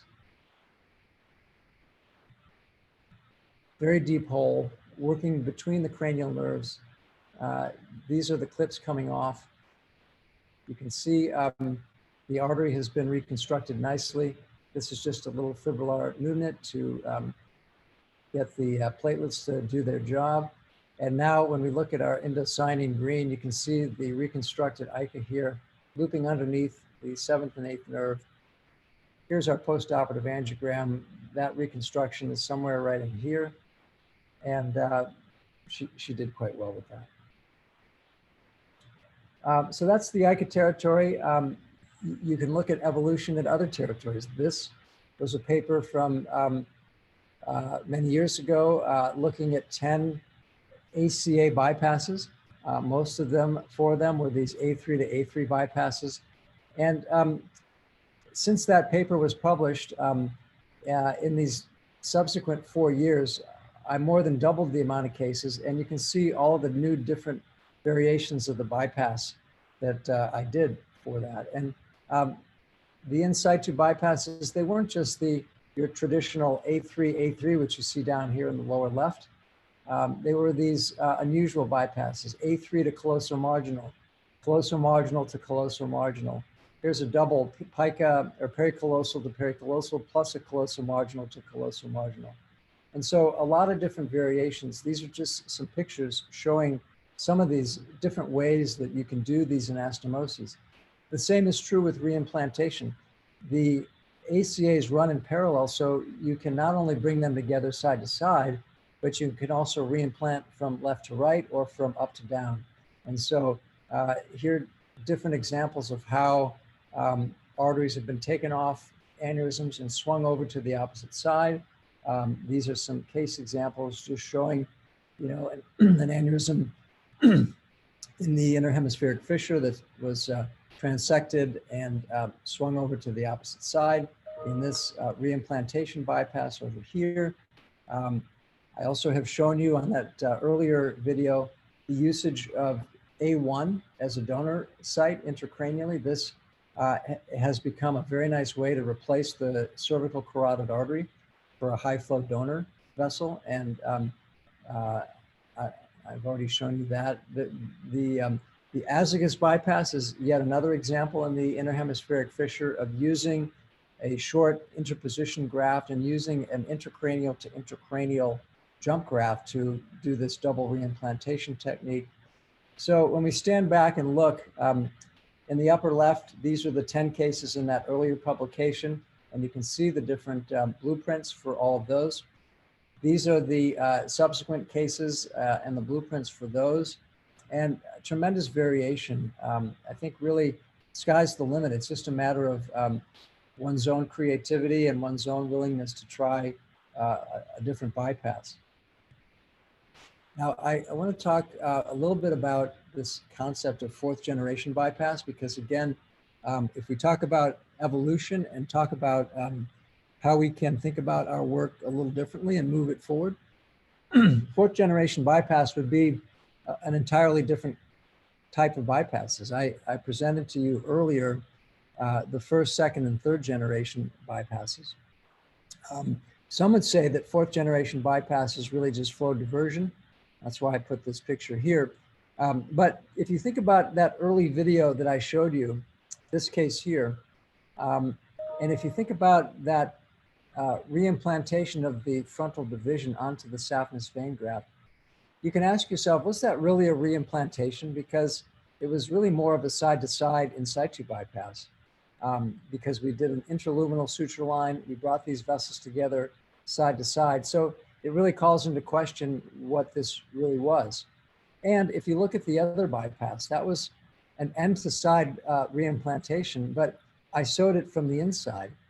And that allowed me to shorten the graft. And that was a different kind of technique than what we're used to seeing. So the fourth generation really is in recombining these different techniques or these different constructs in unconventional ways. So for example, that last bypass, the reimplantation of the end of the saphenous vein graft to the temporal trunk, was what I would call a type 4A, because it's your conventional end to side anastomosis, but it was done with the in situ technique, or sewing intraluminally. So it becomes its own unique way of doing it. And you can see that in this picture right here. This is the in situ technique to create this end to side anastomosis.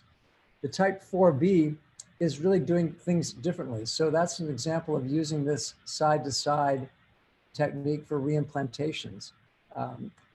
If you put it in a table, you can look at the 7 bypasses that we talked about, but within each of these categories, there are ways to create these fourth generation bypasses, either through the use of an in situ technique or some unconventional construct here, the 4Bs, that allow you to reimplant or reanastomose or do these jump grafts in different or unusual ways. And I'll show you some examples of that. This is a pica aneurysm. What we're looking at here is a far lateral approach. This was a subarachnoid hemorrhage patient. This is our aneurysm here. And one way to do this would be to just trap this, excise it, and do an end-to-end reanastomosis. But when I looked at the anatomy, there are a lot of these little perforators that are coming off of this bend in here. And I didn't want to move this artery out of its position. So what I've done here is I've freed the proximal pica, and I'm going to do my end-to-end reanastomosis, but I'm going to do it with this end-to-side technique. So this becomes an unusual way to reanastomose this artery, pica to pica. And so I've got a stump here proximally. I've got the artery here distally, which I'm using to make a longitudinal arteriotomy. And so this will be an end-to-side anastomosis between those two segments of the same artery. So this is our anchoring suture.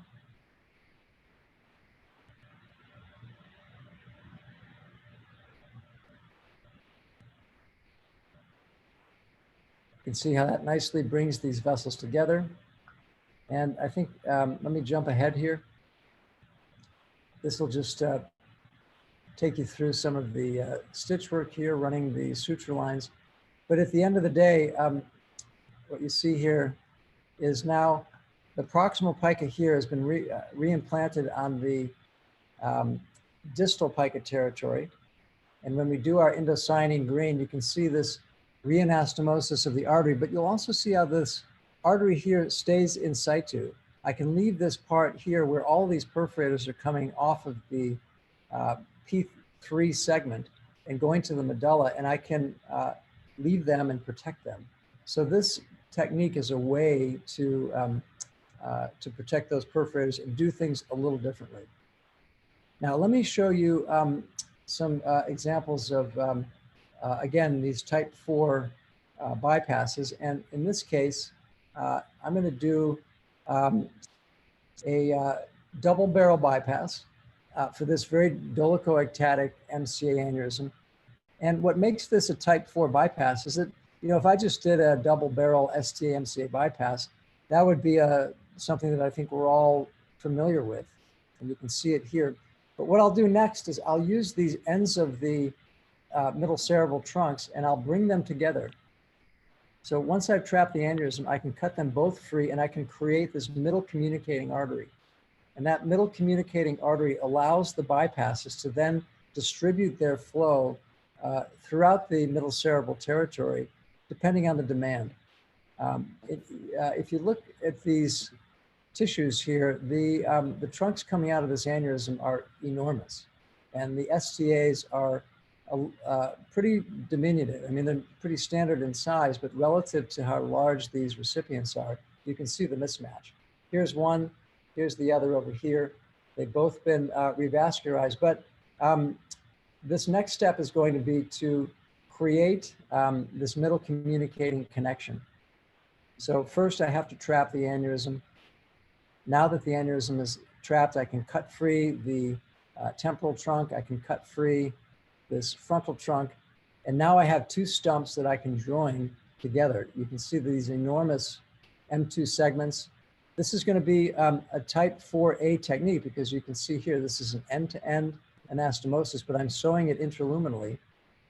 Here we continue, and you can see this is a type 4B bypass as well because it's a end-to-end anastomosis, but it's a reimplantation of these ends to one another. So it's an unusual way to do these reimplantations. So this is our middle communicating artery here. You can see the icy green, one bypass here, the other there, and the flow around the communicating artery allows this distribution of flow to find its way. So I've shown you this case. I'll skip it, and I'll just jump to this case here. This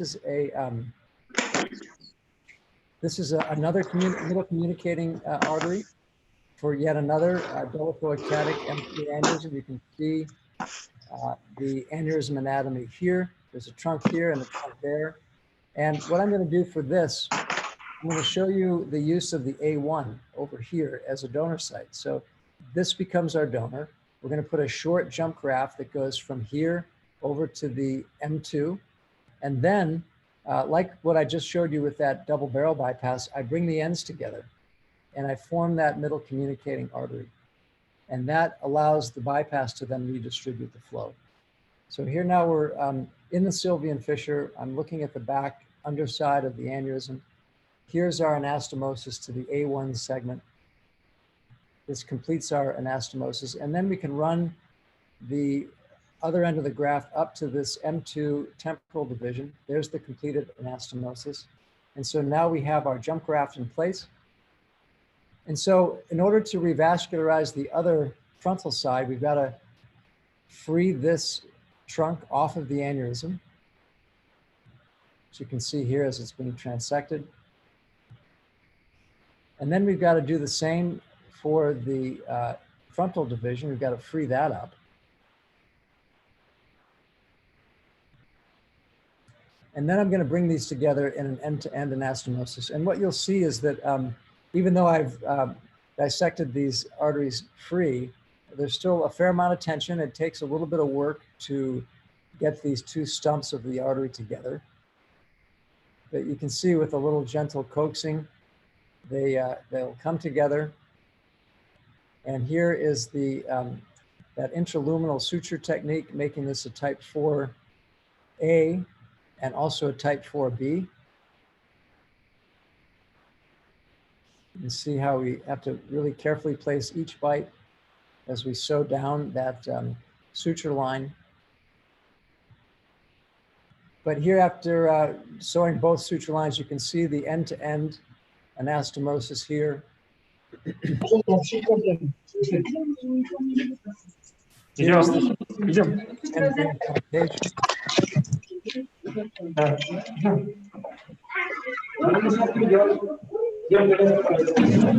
John, you may please mute. Here's the jump graft here. Here's our anastomosis here, end to end. And you can see nice filling of the MCA territory. So this is basically another example showing the use of the A1 as our donor site there. You can see an overview of that construct with our end to end here. And this is our angiogram post-operatively. So those are the things I wanted to tell you. It's really about, again, evolving the bypass craft. I've shown you different examples of that. This is a slide that just is a list of all of the crazy bypass ideas that I would love to try. I haven't done many of these, most of these, but you know, the sky's the limit. I think all of us have different ways or different anatomy that we come across, and if we're creative and we are a little bit daring in what we're willing to try, we can create these very elegant constructs. It does require going to the anatomy lab, doing cadaver dissections. This is an illustration just to show you how, you know, when we were thinking about some of these bypasses, we would do studies to see, can the anterotemporal artery reach the A2 for this ATA A2 bypass? We have to test it out in the lab. We don't want to get into the operating room and think we can do something and find that it doesn't work. So these are all examples of ways in which we have to prepare. Let's see. I'll show you one more case. This is just an example of a dream bypass. You know, I'd never done this before. This was an unusual case of a distal aneurysm here and a unique double origin of pica. So there was this extradural caudal branch and this intradural rostral branch. They came together at this confluence, and the aneurysm was just distal to that. And so if you look over here to the right, we can repurpose one of those limbs as an intracranial jump graft. So we can cut it free from the vertebral artery. We can reimplant it here on the distal pica, and then it serves as its own jump graft to reconstruct the pica. So I'll show you that case. Oops. Here's that case. You can see the anatomy. There's the aneurysm. Here's our animation showing, again, this fusiform distal aneurysm, this double origin of pica here. We can isolate that proximal limb. We can free it up, swing it over to the distal pica and sew it in, and then we can trap the aneurysm.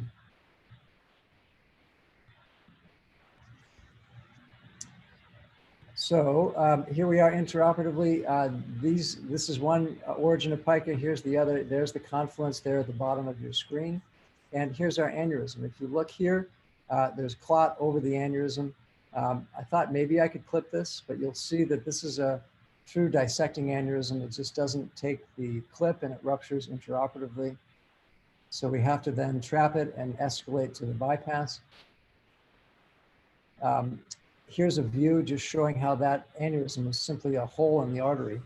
But now this is the proximal origin of pica, and I'm transecting it here. You can see how it flips nicely over to the distal pica. We can fish mouth the end of that artery. We can make a nice long arteriotomy in the distal pica. And this becomes an end-to-side reimplantation of one of those two origins of pica.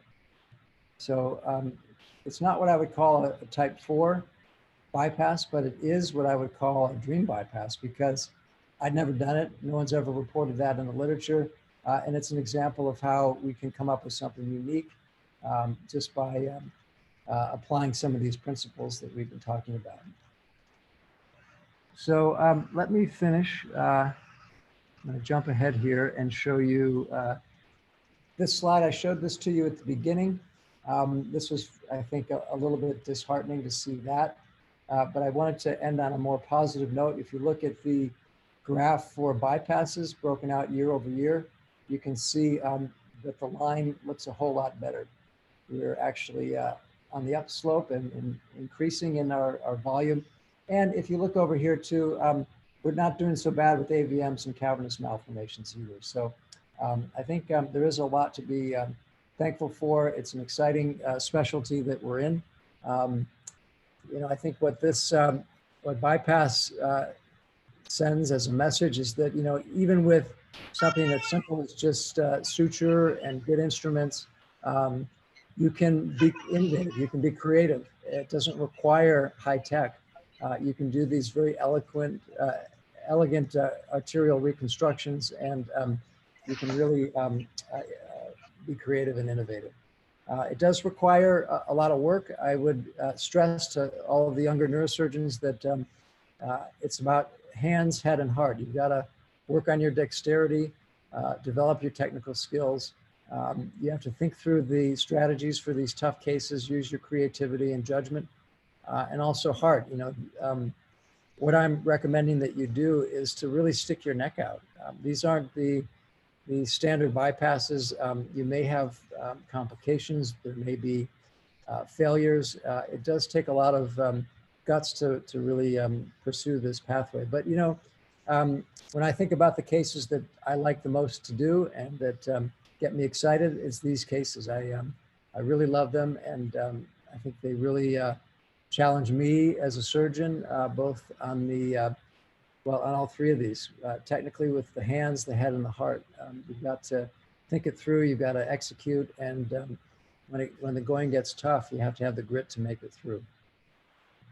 So it's 8:45 in Phoenix, and I think I've spoken for close to an hour. I wanted to save a little bit of time for some Q&A. So again, thank you, Raja, for having me. I apologize for my late start, but really it's been a pleasure to be here with you all. Thank you very much, Professor Lawton, for this incredible presentation. It was really amazing, the things that you can do with the bypasses. Are you there, Professor? Hello? Hello? Are you there, Professor? Dr. Bin? Hi. Professor Bin, are you there? Yeah. Please come. Okay. Very nice presentation. Professor Lawton, are you there? You're looking for Professor Lawton. I think it's got disconnected, I think. So, Disconnected? Yeah, it seems so. Yeah, I think so too. Oh, well, we can discuss. Go ahead, Raja. Yeah, Professor Bin. Yeah, it was a pretty exciting lecture. Actually, we never expected we could achieve this kind of things in brain.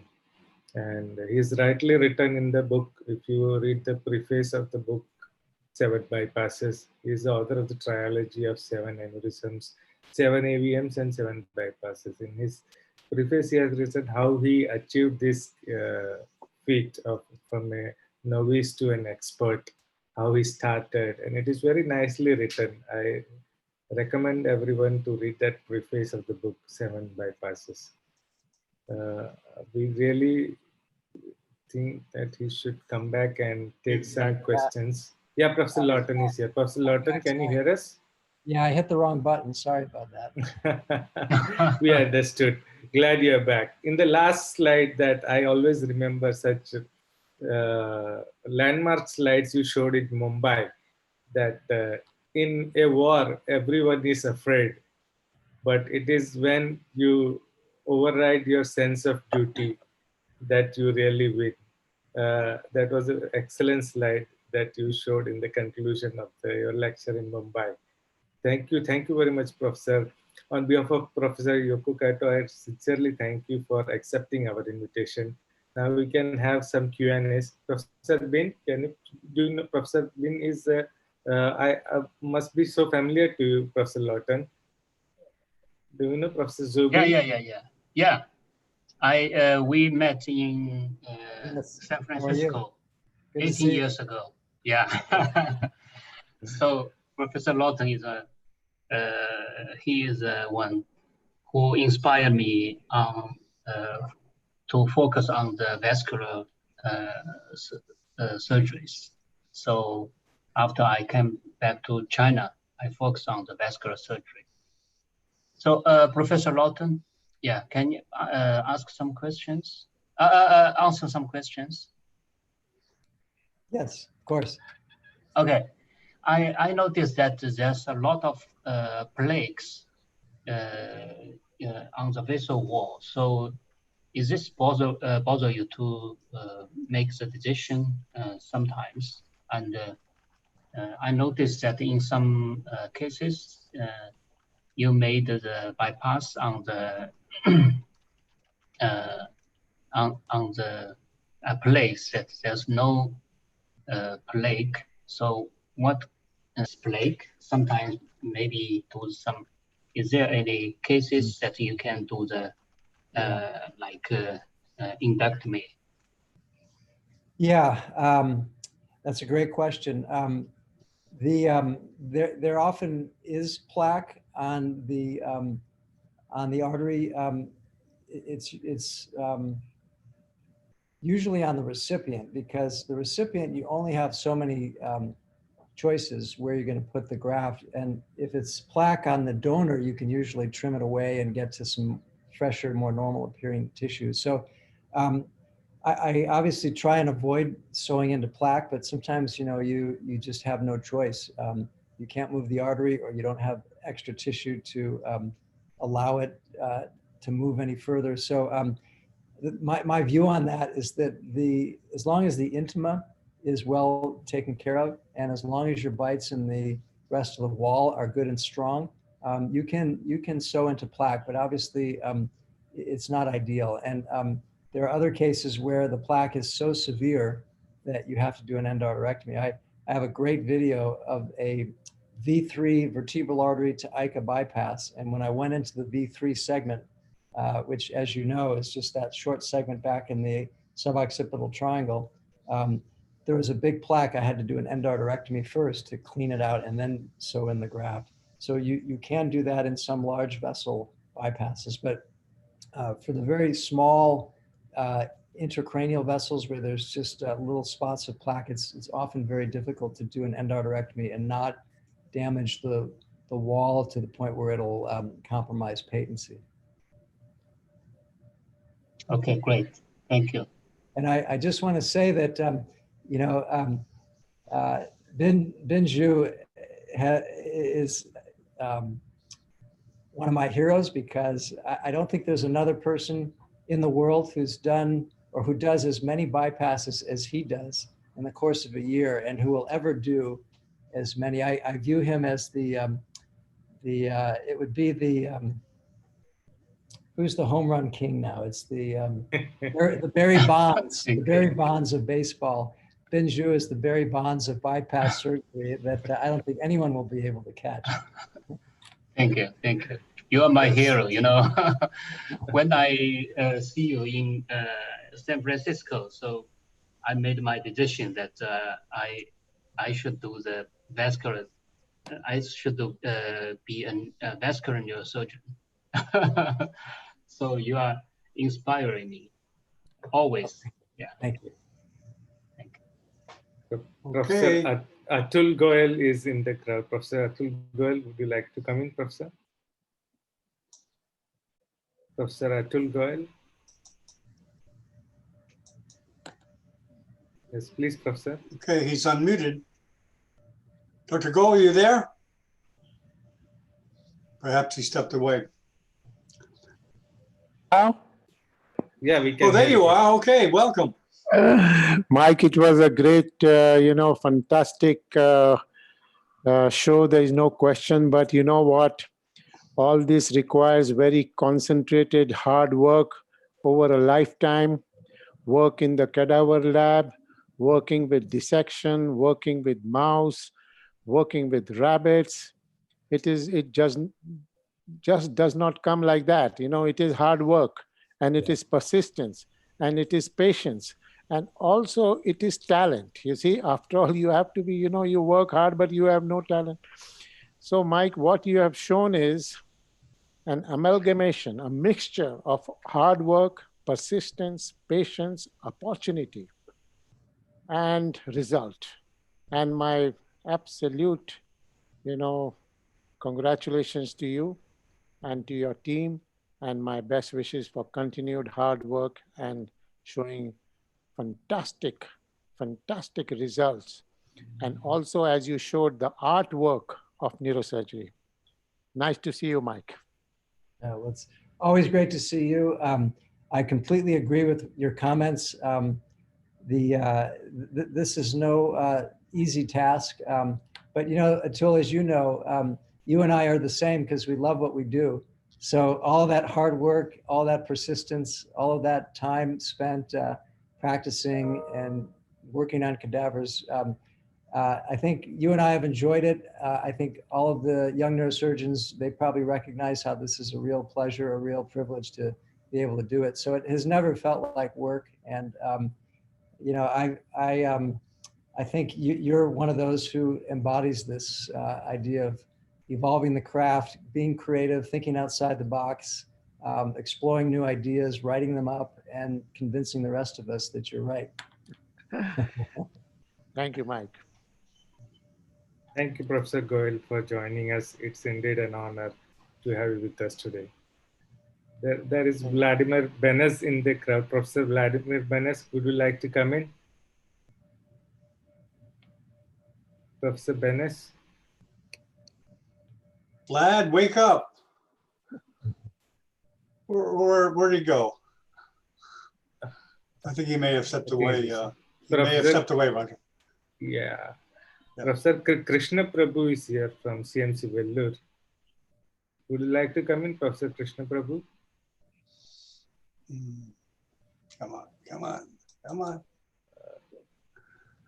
Professor, I'm not lucky today. yeah. Professor Ipe, would you like to come in? Professor Ipe?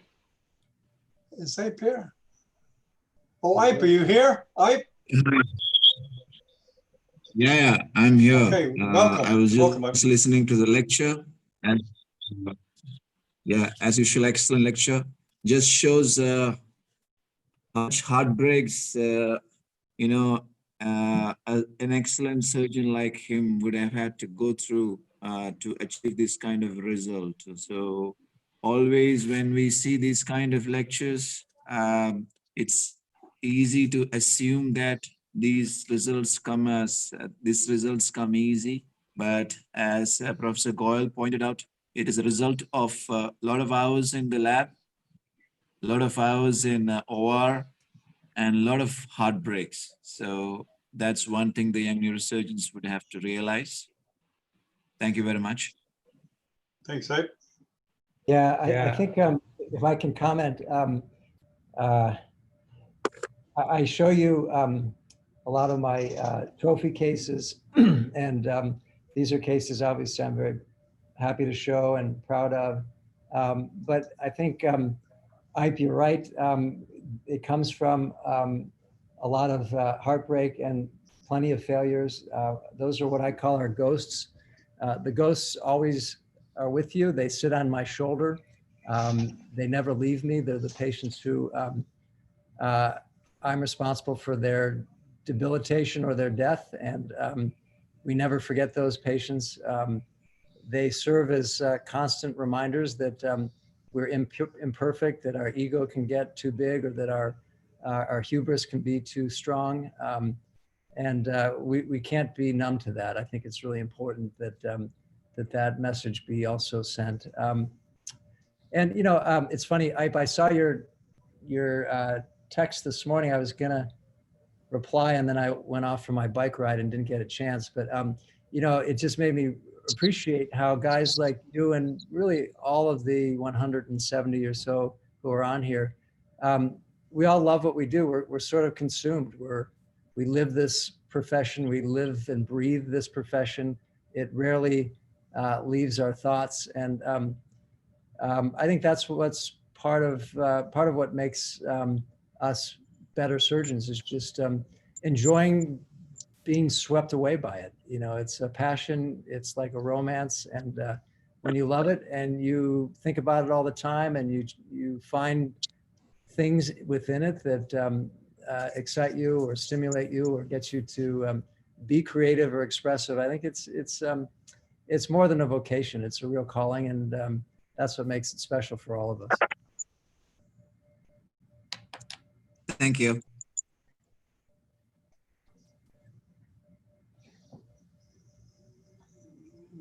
Okay, Roger, you want to end it up? Professor Mathuria, would you like to come in? Is Professor Mathuria here?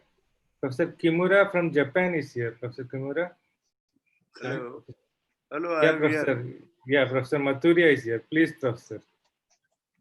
Say, I already expressed that it's not only the technique, it's a great conceptualization, excellent studying of the angiogram and the aneurysm. Then try to conceptualize that how can you exclude the aneurysm and maintain the circulation preferably by the intracranial vessels, and then the bypasses. I could not listen to such a lecture of an excellent conceptualization about the circulation and maintaining it after excluding a giant aneurysm. Superb. Great innovator. My all praises for him. It was really educative for all the neurosurgeons around the world, particularly about Indian neurosurgeons. I really congratulate you and admire you, and we feel a gratitude about it. Thank you. Thank you very much, Professor Mathuria, for that comments. There would be hardly any neurosurgeon left in the whole world who's not been touched by Professor Lawton's teachings and his thoughts. I had been to Barrows when Professor Robert Spatler was there. So I was there for 2 weeks. I have seen the department. I think that he'll bring the flag of Barrows up and up. That's what is my wishes, and that's what is going to be accomplished also. Thank and you. my Well, congratulations to Dr. Bin also. Thank you. I appreciate that. You know, we are so happy to have visitors come. I'm glad you came and spent 2 weeks with Dr. Spetzler. We continue that tradition of welcoming neurosurgeons from around the world and opening our shop to show you what we do. And, you know, even amidst the pandemic, we are continuing to do that, and hope that others will follow your footsteps. Thank you, Professor. Thank you. So nice. Thank you, so Professor. Dr. Liu, are you there? Liu is my co-host today for you on behalf of the ACNS Education Committee. Liu, are you there? Hello, Professor. Yes. Yeah. Hello, Professor. Thanks for the great lecture. I just want to find out from Professor, based on your experience, when you have a planning for bypasses, and how often does intraoperative finding change your plan, especially when you see perforators, because perforator usually hardly seen in the pre-op planning. Thank you, Prof. Yeah. Well, I would say that the intraoperative findings affect the decision probably 100% of the time. You know, like there are some cases where you just know you're going to need a bypass, and so you know you can kind of just go in expecting to. But there are many cases, and I don't have a number for you, but it's a fairly large percentage where you go in thinking that you can clip an aneurysm, and something happens, and the aneurysm ruptures, the tissue falls apart, you lose a branch artery, and in those situations you have to quickly escalate to the bypass option. And it's so helpful to have thought about it in advance. So anytime I see an aneurysm that's not routine, I kind of, in my mind, begin thinking and planning for the bypass. That way, we all have experienced this. When you get into a complicating situation and you have to like think on your feet and escalate from something routine to something extraordinary, there's a tremendous amount of inertia. And if you've already made that leap in your mind and prepared for that, then it happens more easily. And in many cases, it has to happen. So I think it's a very useful thing to always go into a complex aneurysm case with a bypass strategy, because sometimes that will get you thinking about what you need to do to prepare the donor or to prep another site or to get a little extra exposure here or there. And then finally, that final decision is really an interoperative decision that's based on the perforators, the pathology, and a whole host of things. Thank you, Professor. Professor Lawtons, in your own words, I would like you, to Professor. tell one in your article of intraoperative ruptures, you wrote, every surgeon must envision disaster in all forms, and he should have strategies to amend them intraoperatively. That is a sentence quoted in almost all the series of aneurysm ruptures after you wrote that. Indeed, that is a golden words from you. Thank you. Thank you. Professor Hido, glad to see you. It makes me happy to see you've been reading. Definitely, I'll read most of all your literatures. Thank you for educating us. And your co-videos are fantastic and are again teaching us a lot of new things. Congratulations for those great co-videos that you keep on posting. Any words from Professor Hirohito Kimura, and we will wind up. Professor Kimura from Japan, are you there? I'm Hirohito Kimura, Kobe University from Kobe, Japan. Thank you, Professor Lawton and John and Professor Dr. Roger. And thank you for asking me. So I'm so impressed with your topic, cerebral bypasses for the treatment of a variety of difficult cerebrovascular lesions and big giant aneurysms. So this is one question. So Professor Lawton, may I give you one question? So even with your excellent bypass techniques and great surgical strategies, and the problem is that the perforating up branches of the coming out of the terminated arteries may be occluded in the late surgical phase. So how can you solve the problem? Do you use some antiplatelet drugs post-operatively to the patient, or something like that? Maybe the problem. I think one of the most vexing problems that we still have is that we can do all of these beautiful bypasses and we can exclude the aneurysm. And if you, for example, on the basilar trunk have one perforator that occludes, you can end up with a patient that never wakes up. And it is a terrible problem. I haven't completely solved it. I've written about this a lot for flow reversal, in particular for the basilar trunk aneurysms, where it's really so devastating. I do think that we can help that problem by being more aggressive with our antiplatelet regimen. For those patients that I do flow reversal where there are perforators at risk, I will use aspirin and Plavix fairly aggressively in the postoperative period. I tend to, I treat everybody that's been bypassed with aspirin, but for the basilar trunk aneurysms, I put them on Plavix right after they wake up from surgery, and I think that that's something that can be done. It's not fail safe. You still get problems and complications, but it's one thing that you can do. And I don't know that there's a whole lot else that we can do, because there are going to be these large arteries that have perforators and stagnating flow, and they're just going to be at risk. Yeah, maybe. Yeah. Thank you for your comments. So congratulations. So once again, thank you for your nice presentation. I also love bypass surgery, so I will follow you. Thank you very much. Thank you. Thank you. Thank you, Dr. Kimura. So in that note, would rather wind up for today. On behalf of the ACNS Education Committee and the President of ACNS, Professor Yoko Kato, I would like to thank Professor Michael Lawton, who has accepted our invitation and gave us such a fabulous talk. Professor Zubin, are you here, Professor Zubin? Yeah. Roger? Professor Zubin Thank you so much for being I here. have a good news for you and for Dr. Professor Lawton. Today we arranged the WeChat channel broadcast. So there's 1,300 audience in the WeChat channel. Oh, great, great. Yeah. That's great. Yeah. Professor Lawton has a huge fan following. I remember Yes, he crashed the internet during Brazilian neurosurgery talk he gave recently last month. Around 4,000 viewers were there. And it was a great gesture.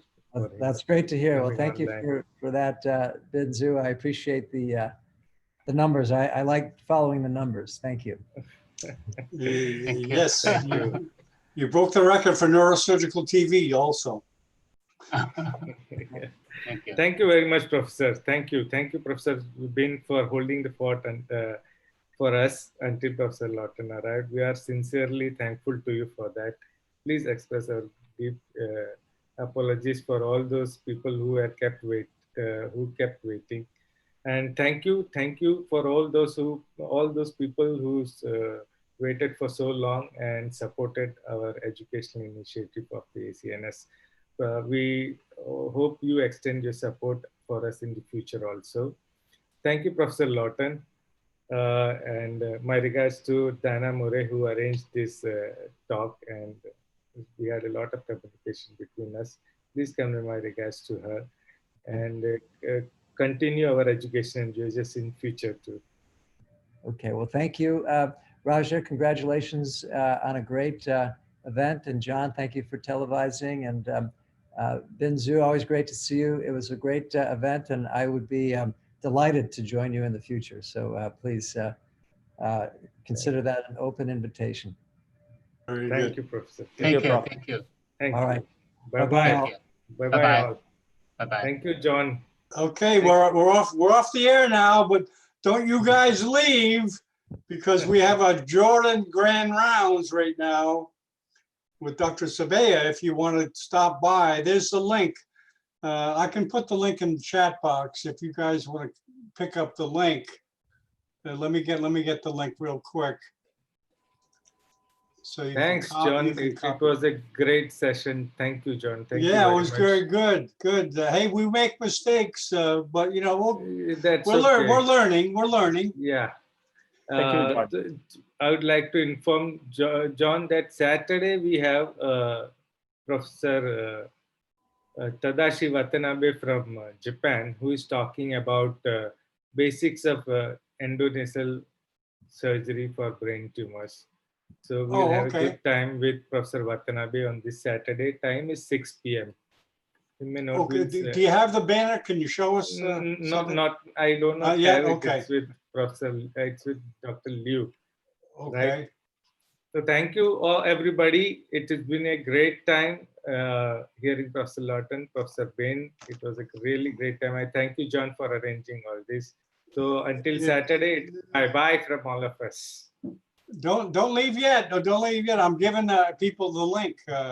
Yeah. We have the link. Okay, I'm giving people the link to come to the Jordan Grand Rounds. Dr. Zubayd, there's a link in the chat if anyone wants to come into the webinar. And he was patient. He's waiting basically till we start this. So thanks, Roger. Thanks everybody else. Thank you, John. Take care. We'll see Thank you, Leo. Thanks, Leo. Thank you. All your education committee guys.